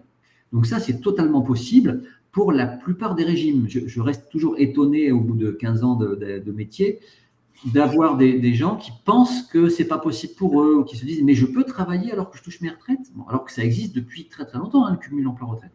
Il n'y a que quelques professions qui n'y ont pas droit. Alors, on va juste en parler et après on n'en parle plus. C'est les exploitants agricoles, donc ceux qui sont vraiment exploitants d'une surface d'exploitation. Les officiers ministériels, donc c'est très très spécifique, on n'en voit pas tous les jours. Les notaires et les agents généraux d'assurance, qui reste une profession qui n'a pas le droit de faire de cumul emploi-retraite, en fait, parce qu'ils sont obligés de vendre, leur clientèle et de ne plus être agent général d'assurance pour pouvoir faire du cumul. Tous les autres peuvent le faire, hein. Salariés, employés, gérants, mandataires sociaux, même les fonctionnaires peuvent le faire, les médecins, etc. Donc, a priori, vous avez le droit de faire du cumul emploi-retraite totalement. Il existe 2 types de cumul emploi-retraite, ce qu'on appelle le cumul libéralisé. Alors, plutôt que de dire libéralisé, qui est le nom officiel, on parle de cumul total ou de cumul libre. Ça signifie que vous pouvez encaisser vos retraites et continuer à travailler totalement librement, sans aucune condition et sans aucune limite de rémunération. Pas de délai de carence, pas de limite de rémunération, aucun souci. C'est vraiment le cumul libre. Pour pouvoir faire du cumul libre ou libéralisé, au total, vous devez impérativement réunir les 3 conditions qui sont écrites ici. Les 3 conditions, la première, c'est d'être à taux plein. On a vu tout à l'heure que le taux plein pouvait être acquis de plusieurs manières différentes. Si vous vous rappelez, c'est soit d'avoir le bon nombre de trimestres, 169, 170, 172 selon les naissances. Donc ça, il faut se reporter à ce tableau qu'on a vu là tout à l'heure, 170 par exemple pour vous, Pascal. Hop, je reviens là. Soit, si vous n'avez pas les trimestres, vous êtes obligé d'attendre 67 ans, où on a vu qu'on atteignait l'âge du taux plein automatique. Voilà. Donc, première condition, avoir le taux plein. C'est là qu'on va voir notamment qu'il peut y avoir un intérêt à racheter des trimestres. La deuxième condition, c'est qu'il faut que vous soyez à l'âge légal. Pareil, je me réfère à ce fameux tableau qui est essentiel, qu'on a vu tout à l'heure, c'est qu'il faut que vous soyez impérativement à l'âge légal qui est inscrit ici. Ça signifie que si vous faites de la retraite anticipée, vous l'avez bien compris, vous ne pouvez pas faire de cumul libre tant que vous n'avez pas atteint l'âge légal. C'est très important. Là également, moi, j'ai souvent des gens qui me disent « Génial, je peux faire de la retraite anticipée. Je vais donc prendre mes retraites et je vais continuer à travailler. » Sauf qu'on va leur dire « Non, vous ne pouvez pas continuer à travailler librement puisque vous êtes en anticipé. Tant que vous n'avez pas atteint l'âge légal, vous allez devoir respecter un plafond. » Bon. Donc, deuxième condition à respecter. La troisième condition, elle est un peu plus fine dans son interprétation. C'est qu'il faut avoir demandé à percevoir l'intégralité de vos retraites. Alors, ça, c'est un peu plus fin. Pourquoi? Parce que ça signifie que, par exemple, si vous avez travaillé à l'étranger, eh bien, vous devez également demander vos régimes étrangers. Sauf que, par exemple, si vous avez travaillé en Allemagne, alors je ne connais pas les régimes étrangers par cœur, mais peut-être que vous avez 63 ans en France et que vous pouvez percevoir vos retraites. Et en Allemagne, la retraite, par exemple, elle est à 65 ans. Ça signifie qu'on vous demande de percevoir vos retraites des régimes étrangers alors que vous n'avez pas le droit de les prendre. Et bien, en fait, dans les faits, il va falloir que, à 65 ans, obligatoirement, vous demandiez vos retraites dans le régime étranger. Alors, je ne sais pas si vous, ça vous concerne. Si vous n'avez pas travaillé à l'étranger, Yann, Eric ou Pascal, on oublie ça. Mais il y a quand même un peu de technique là-dedans et parfois des confusions ou des erreurs qui sont faites. Donc, retenez qu'il faut percevoir tous vos régimes, même les petites bricoles que vous avez pu faire, un petit régime qui traîne par-ci par-là, il faut le déclencher. Il faut que vous soyez à l'âge légal, il faut que vous ayez le taux plein. Ça, c'est les 3 conditions pour que vous puissiez faire du cumul libre sans aucune contrainte. Une contrainte cependant, je le dis surtout pour Pascal, c'est qu'en tant que salarié, quand on veut déclencher ses retraites, même si on fait du cumul libre, il faut impérativement que vous cessiez votre activité, vous mettiez fin à votre contrat de travail et que vous le repreniez derrière, un jour ou 2 jours après. Il faut marquer un arrêt pour pouvoir déclencher vos retraites. Ce n'est pas vraiment lié au cumul emploi-retraite, c'est juste lié aux procédures de mise en place de vos retraites. Mais quand on est salarié, il faut cesser l'activité, mettre fin au contrat de travail. Même si votre employeur, le lendemain matin, il vous refait un nouveau contrat. Voilà. Et là, vous ferez du cumul libre sans problème. Si vous manque une de ces conditions, eh bien, vous êtes automatiquement dans le cumul emploi-retraite plafonné. Donc, vous n'avez pas tous les trimestres. Alors, vous avez l'âge légal, vous demandez tous vos régimes, mais vous êtes à taux minoré, vous faites forcément du cumul plafonné. Ou inversement, vous avez tout votre trimestre, mais vous n'avez pas l'âge légal, donc vous êtes en retraite anticipée, vous faites du cumul emploi-retraite plafonné. Ou vous oubliez un régime, boum, cumul plafonné. Alors, ce que je veux vous dire d'important là-dessus, c'est que le cumul emploi-retraite plafonné, vous voyez, j'ai mis du rouge et du orange, ce n'est pas forcément une mauvaise chose. Voire même, dans un certain nombre de dossiers qu'on va chercher à optimiser, on va conseiller à nos clients d'accepter de faire du cumul plafonné. Si on peut, si on peut respecter les conditions du cumul plafonné, si ça ne pose pas de problème, pourquoi pas? Ça peut être très bien. Ça ouvre en fait d'autres possibilités de retraite du moment qu'on peut s'accorder des conditions. Alors, les conditions, elles sont différentes. Le plafond respecté, ou les conditions sont différentes selon le statut que vous allez avoir. Par exemple, on va prendre le cas de Yann Eric. Vous déclenchez vos retraites et puis vous n'avez pas tous les trimestres, par exemple. Donc, vous voulez continuer à travailler. Vous prenez vos retraites, vous allez faire du cumul plafonné. Ce qu'on va vous demander, c'est de ne pas gagner plus que la moitié du plafond de la sécurité sociale pour chaque année, c'est-à-dire à peu près 23 000 et quelques euros annuels. Donc, ça veut dire que vous pourrez encaisser vos retraites mais votre rémunération d'activité ne devra pas dépasser 23 000 € par an. Peut-être que ça vous convient. Si ça vous convient, ça peut être une excellente solution de faire du cumul plafonné et de ne pas forcément vous dire je décale, j'attends d'avoir le taux plein parce que mon taux plein il est dans 3 ans. Ça veut dire sinon vous allez perdre 3 ans de retraite. Donc ça peut être une solution totalement acceptable. Si vous êtes libéral, je ne vous en parle pas parce que les personnes de libéral là-dedans. Si en revanche vous êtes salarié, honnêtement c'est quand même beaucoup plus compliqué. Alors il y a un petit bruit peut-être, je ne sais pas si c'est chez Pascal ou chez Yann-Éric. Bon, voilà, merci, c'était Yann-Éric, il y a peut-être un bruit de fond qui pouvait gêner. Merci d'avoir coupé. Si vous faites du cumul plafonné en tant que salarié, honnêtement, c'est plus compliqué. Parce que là, vous allez avoir plusieurs conditions à respecter. La première chose, c'est que vous allez avoir 6 mois de délai de carence pendant lequel il ne faut pas être rémunéré. Donc, en gros, ça, c'est si vous reprenez une activité chez le même employeur. Vous voulez continuer la même activité, il faut partir 6 mois en vacances. Et vous faites un nouveau contrat de travail avec votre employeur 6 mois plus tard. Et ensuite, une fois que vous reprenez l'activité, il faut que le cumul de vos retraites et de vos nouveaux salaires ne dépasse pas un certain plafond. Alors, c'est même un peu plus compliqué que ça. Mais honnêtement, le cumul plafonné quand on est salarié, il faut essayer de l'éviter parce qu'il est très contraignant. Alors que quand on est indépendant ou quand on est libéral, on peut faire beaucoup plus de choses. Le plafond est beaucoup plus large. Il est même beaucoup plus large quand on est libéral. Donc, voilà, à retenir que ça peut être une solution totalement acceptable, voire stratégique, qu'il ne faut pas forcément chercher à éviter, à condition qu'on soit bien au courant des conditions et qu'on puisse les respecter ou qu'on puisse s'organiser pour les respecter. Parfois, on a des clients qui changent de statut pour ça, qui passent de SARL en SAS de manière à percevoir des dividendes.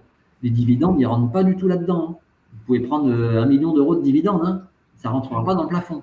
Donc, parfois, stratégiquement, on construit une vraie stratégie là-dessus avec nos clients parce qu'on les informe de tout et parce que notre client a les tenants et les aboutissants de la situation. Est-ce que tout est OK pour vous sur le cumul emploi-retraite? Parce que je sais que c'est une notion très importante, donc n'hésitez pas à me poser des questions là-dessus. On est dans les temps, a priori, hein, pour la présentation, donc on peut prendre 5 minutes si vous le souhaitez. C'est OK pour vous? OK, parfait. Le rachat de trimestre, je vais être assez insistant là-dessus, vous allez voir, avec cette notion de rachat, puisque ça fait 15 ans évidemment que je fais ce métier et ça fait 15 ans que j'entends tous les jours tout le monde, en premier lieu les experts comptables, etc., qui me disent cette fameuse idée reçue, il ne faut surtout pas racheter de trimestre, un rachat c'est très cher, c'est jamais rentable, ça vaut jamais le coup. Bon, vous avez compris. Tout ce que j'ai marqué là, avec beaucoup de points d'exclamation, et cette fameuse idée reçue la plus tenace. Et c'est vraiment une idée reçue. Alors évidemment, les experts comptables, vous n'êtes pas expert comptable, Pascal ou Yann-Éric? Non. Parfois, les experts comptables sont énervants parce que souvent, j'en ai un, donc parce que je suis nul en comptabilité, hein, mais j'ai un expert comptable et je lui demande de faire ma compta, c'est tout. Je lui demande surtout pas de faire de la retraite parce que ce n'est pas leur métier et qu'ils n'y connaissent rien. Mais souvent, c'est les experts comptables qui disent ça à leurs clients alors que finalement, ils ne connaissent pas. Donc, oui, effectivement, un rachat, ça peut être très cher. Ça peut ne pas être rentable à condition qu'on se trompe d'objectif et qu'on ne sache pas à quoi ça sert. Donc, je vais essayer de vous expliquer le mieux possible. Souvent, la rentabilité d'un rachat, je parle d'un rachat de trimestre et pas d'un rachat de points. Donc, on oublie les rachats de points complémentaires. Effectivement, ça ne sert pas à grand-chose un rachat de points complémentaires. Par contre, un rachat de trimestre, c'est quelque chose que nous, on va préconiser assez souvent dans nos dossiers d'études à nos clients, mais pas tout le temps, hein, parce qu'on les étudie et parce qu'on sait à quoi ça sert et qu'on crée une stratégie avec ça. La rentabilité d'un rachat peut être exceptionnelle. Vous avez vu que je l'ai mis en gras, j'ai mis 2 points d'exploitation et j'ai souligné. Ça veut dire que j'assume totalement le fait de dire que ça peut être exceptionnel et qu'il n'y a pas beaucoup d'investissements qui ont la même rentabilité qu'un rachat. Si on pense qu'on va racheter des trimestres pour augmenter son montant mensuel de retraite, on va passer de 2 000 € à 3 000 € en rachetant des trimestres. Non, évidemment, ça ne va pas servir à ça. La plupart du temps, les gains sur le montant mensuel vont être assez faibles. Vous allez racheter les trimestres, puis vous allez passer de 2 000 à 2 100 € peut-être par mois. Bon, c'est déjà pas mal, mais ce n'est pas l'objectif. L'intérêt du rachat, le premier intérêt, c'est de pouvoir percevoir vos retraites plus tôt que prévu et à taux plein si possible.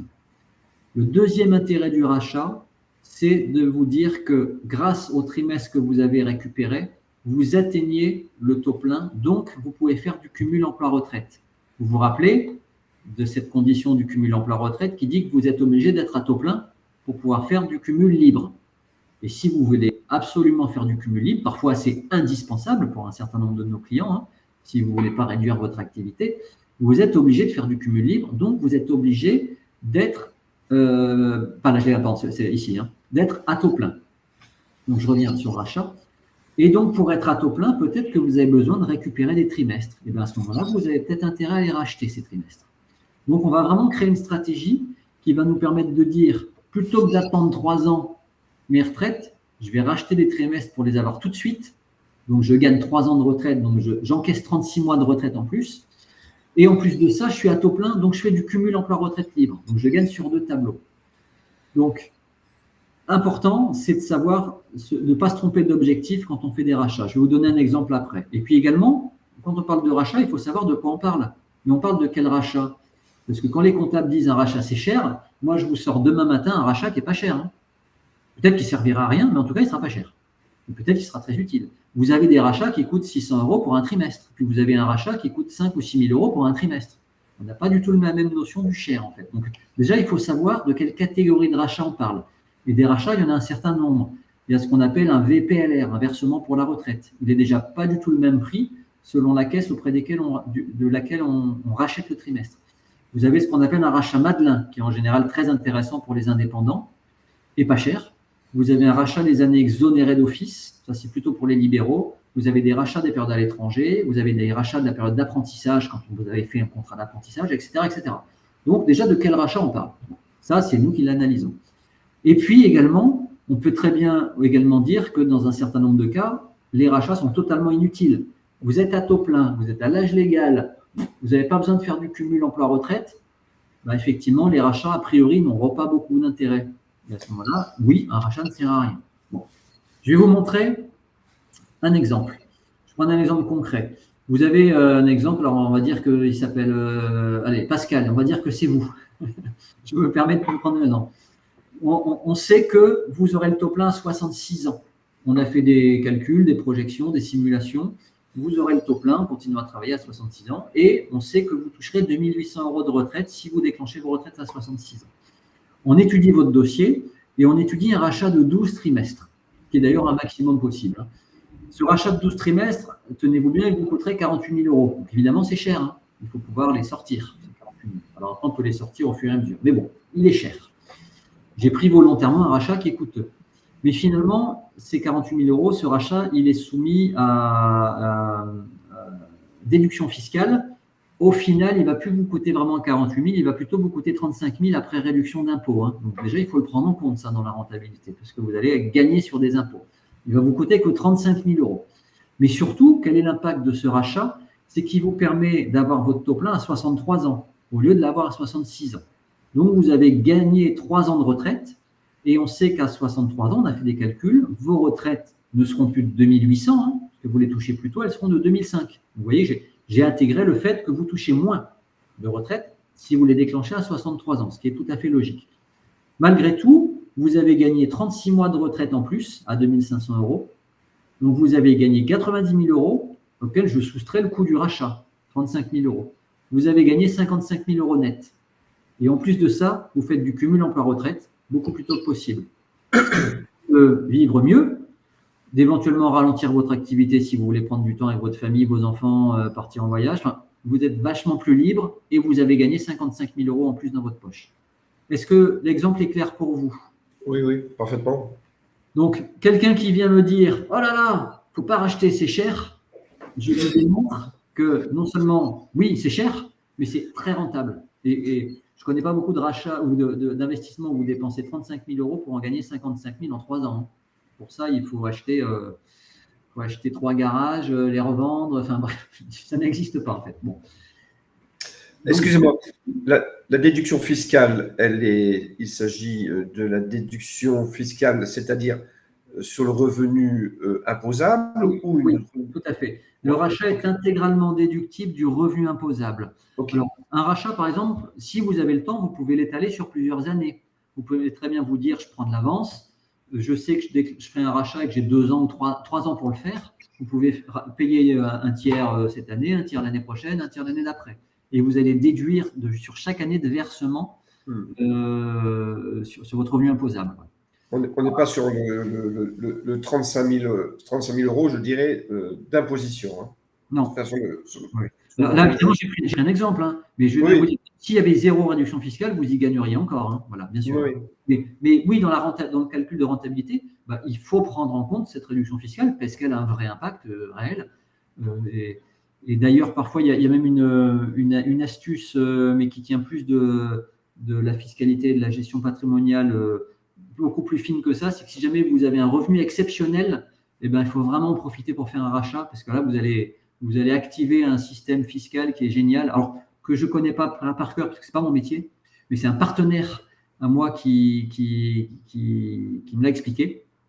Je ne l'ai pas retenu précisément, mais voilà, si jamais vous aviez un revenu exceptionnel, une prime de retraite, la vente d'une entreprise, voilà, n'oubliez pas qu'il peut y avoir un vrai lien entre ces revenus exceptionnels et l'intérêt d'un rachat. Si jamais c'est le cas, appelez-moi et on étudierait votre dossier et je vous orienterai vers la personne concernée pour cet impact-là. Mais voilà, ça peut être très intéressant. Si c'est OK pour vous sur le rachat, alors voilà, vous pourrez totalement dire autour de vous, à tous ceux qui vous disent « Oh là là, un rachat, c'est hyper cher », ce qu'on entend tous les jours, vous pourrez leur dire que non, enfin que oui, ça peut être cher, mais ça peut être très cher et très rentable à partir du moment où on sait à quoi ça sert. Nous, on fait beaucoup de dossiers de médecins, par exemple. Les médecins, il y a quasiment dans 100% des cas des rachats qui sont hyper intéressants. Pourquoi ? Parce qu'ils veulent toujours continuer à travailler longtemps. Ils ont souvent des revenus importants. Donc, cumul emploi-retraite intégral, libre, obligatoire. Et en plus, ils ont des montants de retraite qui ne sont pas mauvais, qui leur permettent de rentabiliser un rachat de manière exceptionnelle. C'est-à-dire qu'ils dépensent 4 000 euros pour un trimestre, ils en gagnent 12 000 direct en 3 mois. Donc, quand on leur fait racheter 10 trimestres, ils ont un gain énorme là-dessus. Donc, c'est très, très, très rentable. On arrive dans la dernière partie de cette présentation où là, ça va être plutôt un résumé de quelle est la démarche que vous devez avoir, vous, et potentiellement avec nous, si vous souhaitez profiter de nos services. Hein, vous avez bien compris que nous, on est là pour travailler et qu'on peut vous proposer nos études. Comment vous devez faire pour pouvoir construire l'optimisation de vos retraites. Il y a 2 étapes qui sont extrêmement importantes, qui sont indissociables. C'est que la première chose, il faut corriger votre carrière. Ça ne sert à rien de faire le moindre calcul, à part avoir des estimations sur Internet un peu pour vous faire plaisir ou pour vous faire peur. Hein. Les estimations que vous allez avoir, d'avance, elles seront fausses. Alors, plus ou moins fausses. Pourquoi ? Parce qu'elles seront basées sur une carrière qui n'est pas vérifiée, qui n'est pas corrigée. Donc, la première chose, c'est qu'il faut étudier et corriger votre carrière. La deuxième étape, c'est qu'il faut savoir sur quel bouton vous allez devoir appuyer, et ça va être la stratégie de décision. Alors, pourquoi corriger votre carrière ? Tout simplement parce qu'on sait que, on le sait parce que c'est notre métier, dans à peu près 90% des dossiers, alors ce n'est pas une statistique officielle hyper précise, hein, c'est en gros 9 dossiers sur 10, vous avez un certain nombre d'anomalies d'enregistrement des droits. Et nous, quand on a fait des petites stats internes, on trouve en moyenne 8 anomalies par dossier retraite. C'est-à-dire que là, sur vos 2 dossiers, il y a potentiellement une erreur d'enregistrement. Alors, il peut y avoir des petites bricoles, il peut y avoir plein de petites choses, il peut y avoir une erreur très grave, on ne sait pas d'avance. On ne prend jamais le risque d'étudier un dossier, de faire des calculs qui vont s'avérer faux, et encore moins d'amener un conseil stratégique sur une carrière qu'on n'a pas intégralement auditée. Donc, c'est la manière que nous avons de travailler, et c'est ce qui différencie des cabinets comme le nôtre. Je ne suis pas le seul, hein, mais il n'y en a pas beaucoup qui font de la vraie expertise retraite. La plupart du temps, les prestataires que vous allez avoir en face de vous font plutôt ce qu'on appelle des bilans retraite. Les bilans retraite, ça va être, je prends votre relevé de carrière, j'intègre ça dans un calculateur et en 3 minutes, je vous sors des camemberts et des tableaux. Ça ne vaut pas grand-chose. Et il y a quand même 80-90% des prestataires sur le sujet qui vont plutôt faire ce genre de dossier, voilà, avec plus ou moins de compétences. Il faut vraiment que vous ayez en face de vous un prestataire qui vous justifie, qui va vérifier votre carrière intégralement. On va faire un audit des droits. C'est trop dangereux d'oublier quelque chose. Oublier un trimestre, c'est 3 mois de retraite que vous pouvez perdre. Hein. Si vous avez 3 mois de retraite à 2 000 euros, vous avez perdu 6 000 euros tout simplement parce qu'on a oublié un trimestre. Bon. Donc, c'est quand même bien dommage. Ou vous faire racheter des trimestres alors que vous n'avez pas besoin d'en racheter, c'est bien dommage. Bon, donc, j'insiste pas plus là-dessus. Corriger votre carrière, c'est un préalable indispensable à tout calcul, à toute décision. Attention, corriger une carrière, ce n'est pas un but en soi. Moi, j'ai des gens qui m'appellent, qui me disent « Voilà, bonjour, je vous appelle parce que je veux vous corriger ma carrière. » Je leur dis « Oui, on va corriger votre carrière. Mais le but de corriger votre carrière, c'est de savoir ensuite ce que vous allez en faire en termes de décision et de stratégie. Si c'est juste corriger pour gratter 10 euros par mois et perdre sur la stratégie, ça ne sert à rien. Et puis, il faut que vous ayez des certitudes et que vous n'ayez pas de regrets, pas de doutes, parce que moi, comme je vous le disais tout à l'heure, j'ai trop de gens qui m'appellent en me disant « J'ai déclenché mes retraites, mais finalement, je pense qu'il y a des erreurs dans ma carrière qui n'ont jamais été vérifiées. » Et une fois que c'est trop tard, c'est trop tard.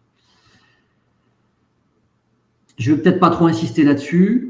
Ouais, bon, je vais quand même faire un petit passage en revue. Pourquoi on corrige la carrière? Alors, corriger les salaires que vous avez. Vous avez vu sur un relevé de carrière, on a des rémunérations. Tout simplement parce qu'une mauvaise rémunération, ça rentre dans vos 25 meilleures années. Donc, ça a forcément un impact sur le calcul direct de vos retraites. Et vous avez vu tout à l'heure qu'un salaire qui est mal enregistré conditionne le nombre de trimestres que vous avez. Alors, si c'est une année où il y a 4 trimestres, il n'y a pas de souci. Le salaire, il peut être faux. Il y aura juste un impact là-dessus. Mais si jamais c'est une année sur laquelle vous n'avez pas vos 4 trimestres, les premières années où vous avez des petits jobs, une année intermédiaire où il vous manque du chômage, et bien finalement, vous pourriez potentiellement récupérer des trimestres en améliorant le salaire enregistré sur votre relevé. La correction des trimestres, on vient de le voir, permet de corriger le taux. Est-ce que vous êtes à taux plein ou à taux minoré? Donc, ça a forcément une importance dans le calcul des retraites.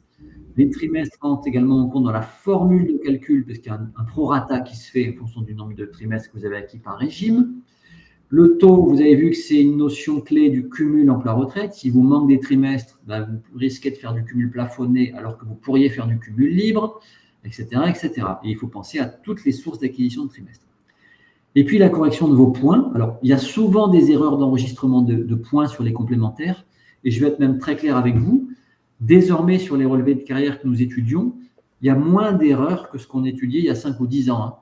Les choses ont tendance à s'améliorer, je ne vais pas vous mentir.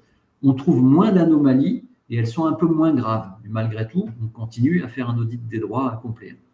Et on trouve plus d'erreurs au niveau des points complémentaires que ce qu'on va trouver en trimestre.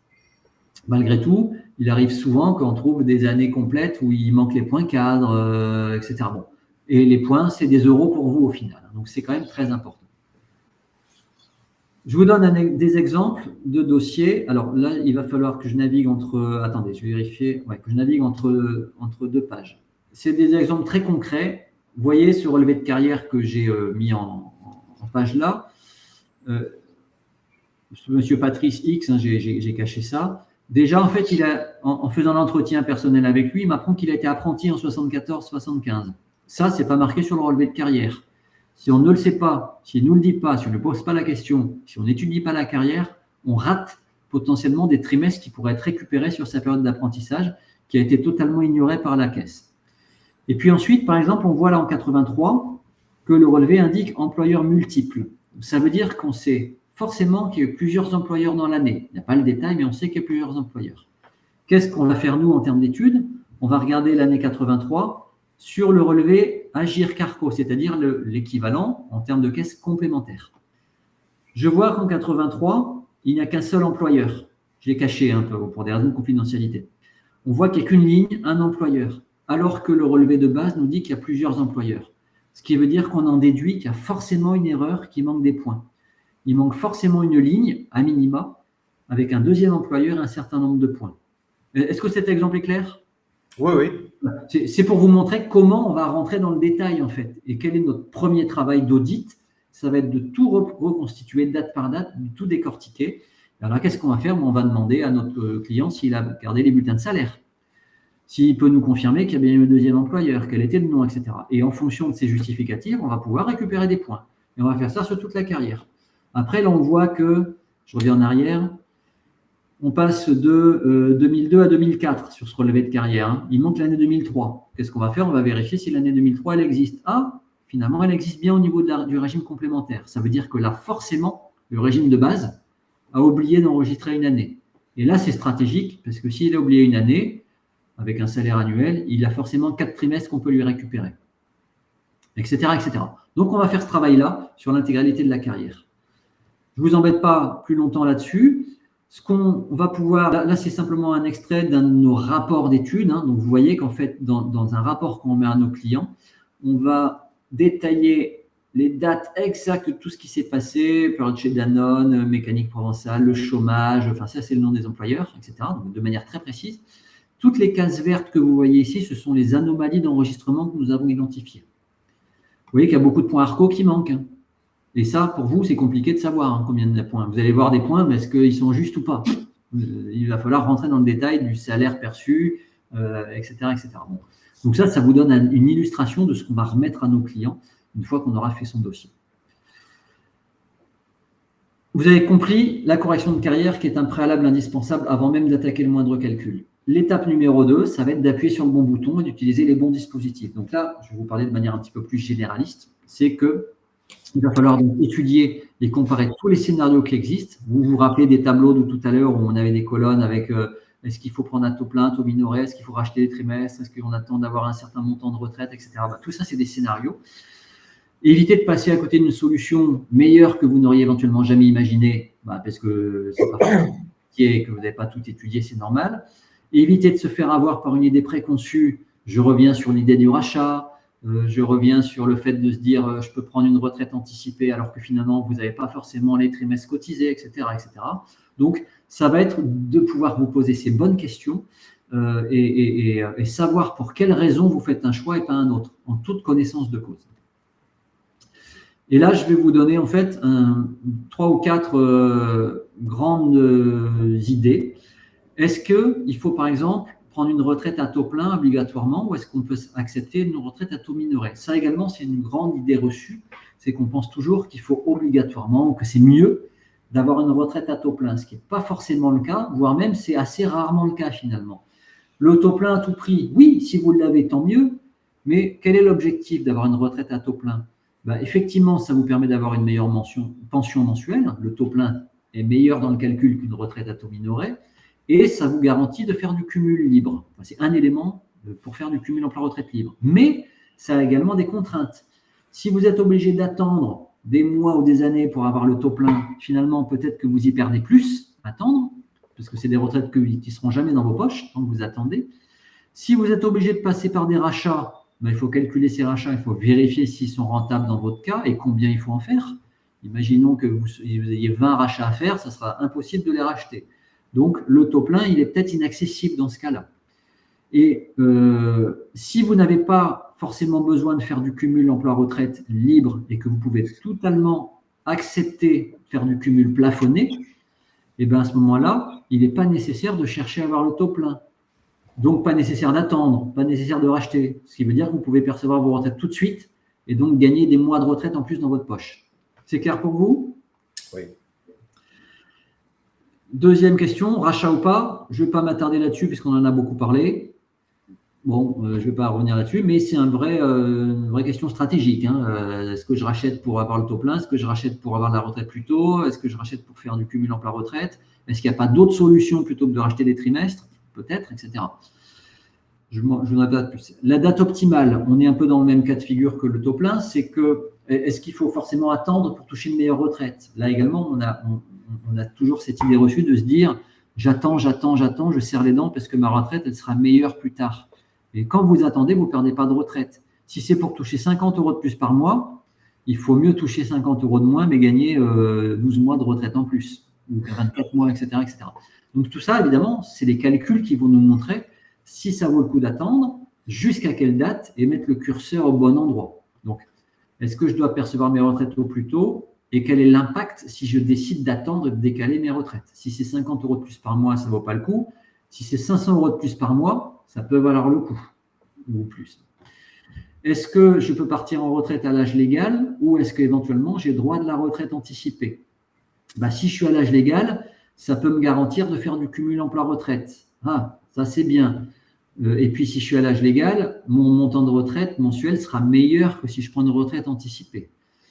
Et si je prends une retraite anticipée, je vais être obligé de tenir un plafond tant que je n'ai pas atteint l'âge légal. En fait, voilà, je remélange un peu toutes ces questions stratégiques qu'il faut se poser. Je perçois un montant plus faible, mais en même temps, je gagne du temps. Est-ce que c'est meilleur ou pas, etc., etc. Si je fais de la retraite progressive, est-ce que ça vaut le coup pour moi? Alors, oui, si ça ne vous embête pas de diminuer votre activité, mais l'activité, elle est diminuée. Comme vous disiez tout à l'heure, Pascal, il est possible que vous perdiez un petit peu sur vos retraites définitives, parce que vous allez cotiser moins. Est-ce que ça vaut le coup ou pas? En général, ça vaut le coup, hein, mais je vous le dis.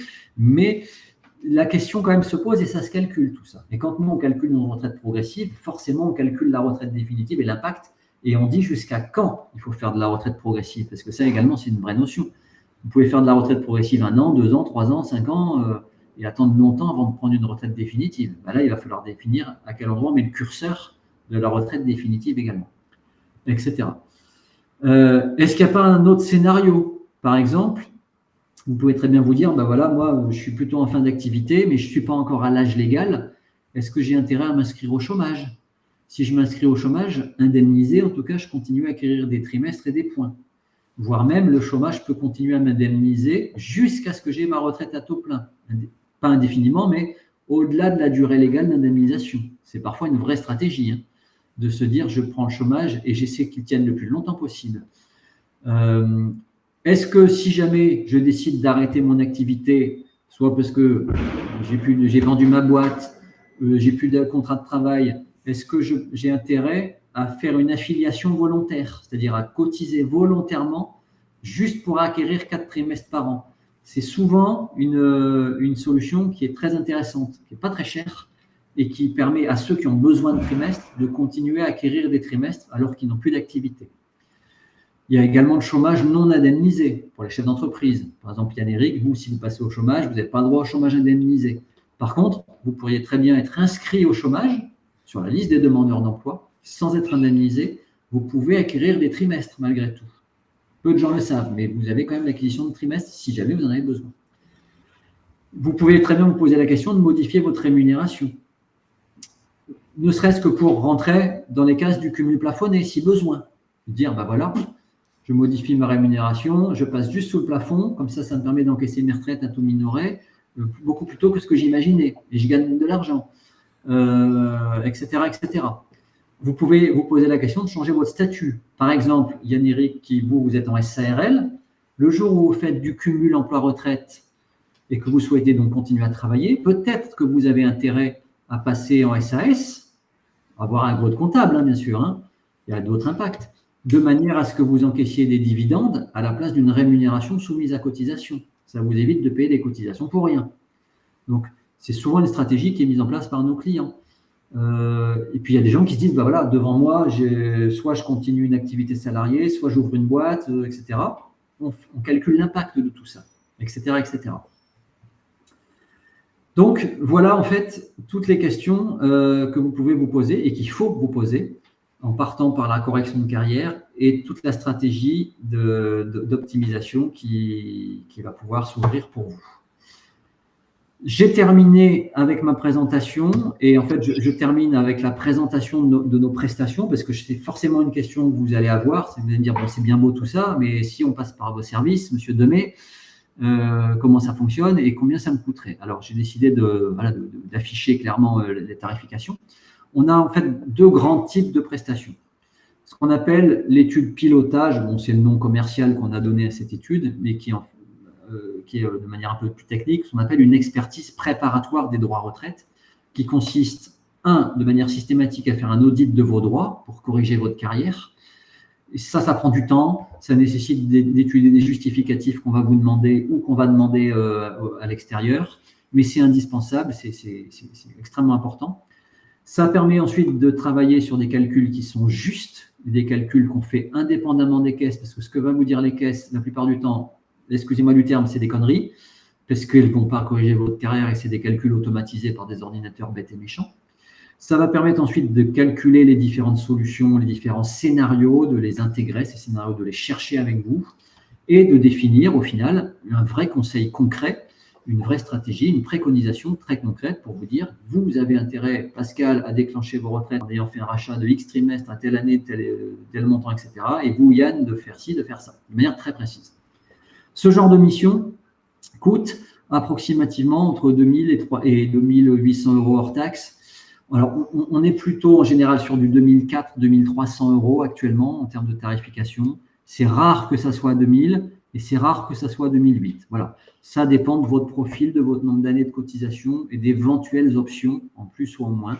Donc, comptez que, grosso modo, ça vous coûterait 2300-2400 euros hors taxe. Je parle hors taxe parce qu'on travaille beaucoup avec des dirigeants d'entreprise et des libéraux qui passent cette prestation en charge sur leur société. Ça se justifie sans aucun problème. C'est de l'audit des droits sociaux.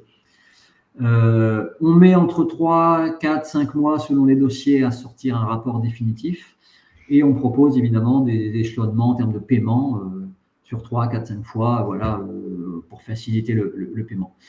On n'est pas du tout dans du bilan retraite à 500 euros ou gratuit par des assureurs ou fait par des experts comptables qui connaissent rien et qui ont acheté un logiciel. On n'est pas du tout là-dedans. Ce n'est pas le même métier. Donc, on est sur des prestations à haute valeur ajoutée avec un vrai travail.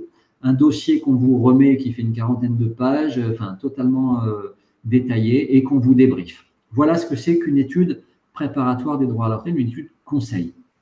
La deuxième prestation que nous proposons, qui vient obligatoirement dans un deuxième temps, alors elle n'est pas obligatoire, on n'est pas obligé de la faire, mais si on l'a fait, c'est qu'on a forcément fait l'étude préparatoire, l'étude pilotage initialement, c'est de mettre en place vos retraites le jour venu. On peut faire l'étude préparatoire aujourd'hui, vous dire que vous devez déclencher vos retraites dans 3 ans, et bien dans 3 ans, vous pouvez refaire appel à nous pour qu'on mette en place vos retraites et on s'occupe de toutes les démarches intégrales jusqu'au contrôle des notifications de pension, puisqu'on maîtrise le sujet et qu'on sait exactement combien les caisses doivent vous donner et on est capable de défendre votre dossier auprès des caisses qui vont faire des bêtises. Et donc, on va intervenir potentiellement en commission de recours amiable, en litige, auprès des caisses si on s'aperçoit que les caisses ne vous donnent pas le montant qu'elles doivent vous donner, qu'elles ont oublié de corriger des erreurs, etc. Et là, pareil, c'est sur devis. Ça va dépendre du nombre de régimes que vous avez. Généralement, c'est un tarif qui se situe entre 1300 et 1900 euros hors taxe pour l'intégralité de cette prestation-là, pour mettre en place vos dossiers de demande de retraite, le suivi, le contrôle, les interventions après coup. C'est beaucoup de temps de travail, ça, en fait. Voilà. Il y a peut-être moins de démarches techniques, mais derrière, il y a beaucoup de suivi. Et une fois qu'on est en commission de recours amiable, on sait qu'on en a pour 8 mois, par exemple, de délai. Donc, voilà. Là, on va facturer du temps technique de prestation parce que c'est énormément de suivi, parce que on aura des papiers à remplir dans tous les sens, des relances, etc., etc. Voilà, en fait, nos différentes prestations. Et cette dernière page qui conclut ma présentation, je vous invite à la prendre en photo, à l'enregistrer. Vous avez mon mail professionnel, évidemment. Ça, vous pouvez le scanner avec votre téléphone, ce qui vous permet d'arriver en fait sur une page, une landing page, où vous pouvez prendre rendez-vous dans mon agenda si jamais vous souhaitez prendre rendez-vous avec moi de manière individuelle. Voilà, plusieurs petits outils d'ailleurs sur cette page. Vous pourrez également normalement télécharger un petit guide que j'ai édité, un petit livret qui vous explique un certain nombre de choses sur la retraite. Mais en toute logique, je pense que je vais pouvoir vous l'envoyer par mail par la suite. Et donc, vous avez tout contact avec moi. Donc là, je suis sur ma partie commerciale, évidemment. Je vous invite, si vous êtes convaincu du sujet, à prendre rendez-vous avec moi, avec votre relevé de carrière. On discute de ça, on voit quel est l'enjeu de votre dossier. Et s'il y a quelque chose à faire dans votre dossier, à ce moment-là, je vous fais une proposition de mission que vous serez libre d'accepter, bien entendu, ou pas, pour travailler avec mon cabinet. Et maintenant que j'ai terminé, je vous laisse libre de me poser les questions que vous souhaitez ou d'aller déjeuner si tout est OK pour vous. Et je reste à votre disposition. J'ai une question. Il me semble que la nouvelle réforme des retraites a prévu que, quand on dit donc cumul emploi-retraite, on accumule des points, ce qui fait qu'on vient augmenter le montant de ce qu'on a initialement perçu. Enfin, vous avez raison. Comment ça se passe? Alors, vous avez raison.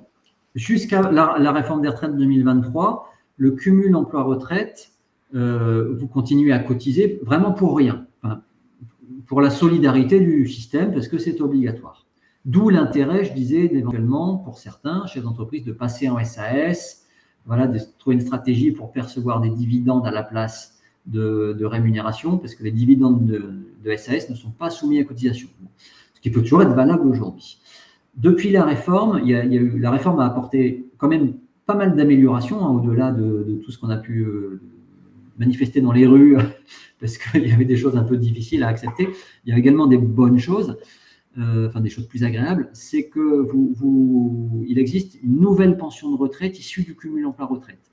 Mais je temporise, on va dire ça, en disant que ça reste quand même assez anecdotique, parce que la nouvelle pension de retraite que vous allez pouvoir créer dans le cadre du cumul emploi-retraite, elle est très petite. Elle ne concerne pas tous les régimes, c'est que les régimes de base, si je ne dis pas de bêtises. On ne les a pas encore calculés, parce qu'on n'a pas eu l'occasion de les mettre en place pour nos clients, c'est trop récent. Mais on a des exemples de calcul, et c'est très petit en fait. C'est vraiment un petit cadeau qu'on fait comme ça, qu'a fait le système. À titre d'exemple, alors j'ai un exemple en tête pour un médecin libéral qui aurait 90 000 euros de chiffre, enfin de rémunération par an, donc on est déjà sur des montants de rémunération qui sont loin d'être négligeables. Annuellement, il crée un montant de retraite de 300 euros pour lui, par an, d'activité. Donc, c'est petit. Vous voyez, ça va pas vous ramener 1 000 euros de plus tous les mois, loin de là. Donc, vous avez tout à fait raison, Yann, ça existe. Tant qu'à faire, c'est mieux, mais ça reste très petit. Et c'est plafonné. D'accord, donc on a éventuellement intérêt à travailler un trimestre ou quelques trimestres de plus, outre le fait qu'on a un salaire plein, on complète éventuellement la pension, le montant initial, dans une certaine limite. Mais la question que vous me posez, effectivement, elle va rejoindre ça, en fait. Est-ce que vous avez intérêt à décaler vos retraites pour qu'elles soient meilleures, plutôt que de les prendre tout de suite,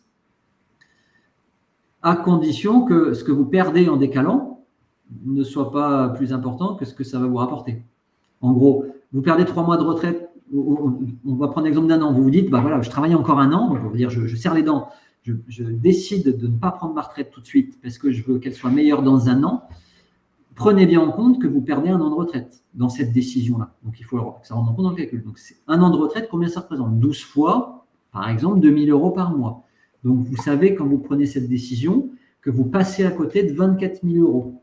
Est-ce que ces 24 000 euros de manque à gagner, vous allez rapidement les rattraper grâce au fait qu'au lieu de toucher 2 000, dans un an, vous allez toucher 2 200 euros.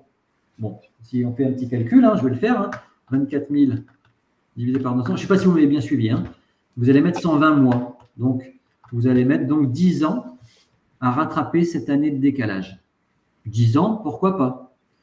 Si c'est 15 ou 20 ans, ça ne vaut pas le coup. Si c'est 5 ans, ça vaut le coup. Vous voyez? Vous avez suivi mon exemple? Je ne sais pas si j'étais clair, dites-moi.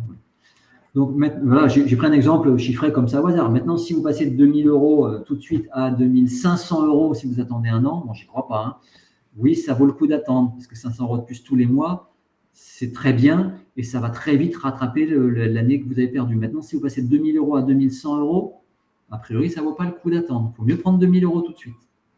Donc, ce que je dis toujours à mes clients, c'est oublier le montant mensuel de vos retraites.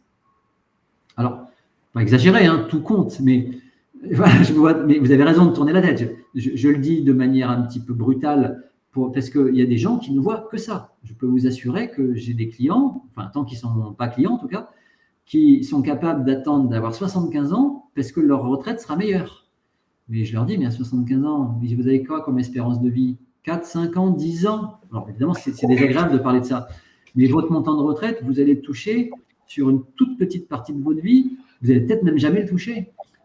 Ah ben oui, mais quand j'aurai arrêté de travailler, toucher 1 000 euros de plus, ça sera important dans mon budget.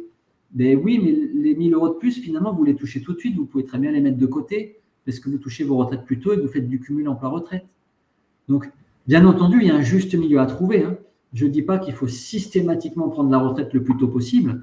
Je dis qu'il faut, je vais vous remontrer le tableau un des tableaux du début, par exemple, il faut trouver le bon curseur. Peut-être que le bon curseur, il est là. Bon, là, il se trouve qu'il n'est pas là dans ce tableau-là, mais Voilà, il faut trouver la solution qui permette d'avoir les gains à un âge intéressant. Pas trop court terme non plus, mais si c'est pour avoir des meilleurs gains quand on atteint 90 ans, aucun intérêt. Donc voilà, bon, j'ai un peu développé au-delà de votre question, Yann, hein, Yann-Éric. Hein. Voilà. Est-ce que vous avez d'autres interrogations, choses à creuser, questions peut-être personnelles, on n'est que deux, hein, vous n'êtes que deux et moi, donc si vous le souhaitez, on peut aborder une question personnelle si vous le souhaitez. Et puis si tout est OK, ben, vous êtes modéré. C'est OK, tout est gentil. Merci de votre proposition. Non, mais c'est OK. Bon. Juste pour précisément, vous êtes inscrit sur cette réunion par le biais de LinkedIn, c'est ça? C'est sur LinkedIn que vous avez peut-être vu la... Oui. Absolument. Absolument. Oui, c'est vrai que je fais pas mal de com là-dessus. Alors, c'est vrai que normalement, j'avais 18 inscrits. Alors, je suis habitué à ce qu'on a 10 inscrits, il n'y en a que 5. En général, c'est la moitié. Hein. Et là, pour le coup, je ne sais pas si c'est le mois de septembre qui est un peu difficile. Vous n'étiez que 2, alors que j'avais 18 personnes qui étaient inscrites. Donc, je m'attendais à ce qu'on soit un peu plus nombreux. Mais ça arrive. Des fois, on est nombreux, des fois pas. Ça permet d'avoir un peu plus d'échanges personnels. Si tout est OK, je coupe la réunion. Je vous invite à prendre contact avec moi si vous le souhaitez. Moi, j'en serais ravi. C'est notre métier, on est là pour travailler. Sachez que dans tous les cas, lorsqu'on fait un entretien personnalisé, la première chose que j'ai en tête, c'est est-ce que vous avez besoin de moi ou est-ce qu'on va pas vous apporter grand-chose? Si c'est le cas, je le dis. Et je n'hésite pas à le dire parce que je sais que les gens à qui je dis ça, ils en parlent autour d'eux. Donc, ça ne me pose aucun problème. Je ne suis pas obligé de vous vendre quelque chose. Voilà. C'est important pour moi et c'est comme ça que je travaille. OK, super. Voilà. Peut-être à bientôt si je coupe la réunion, si c'est OK pour vous. Merci. Super, merci. Merci de votre attention. Au revoir.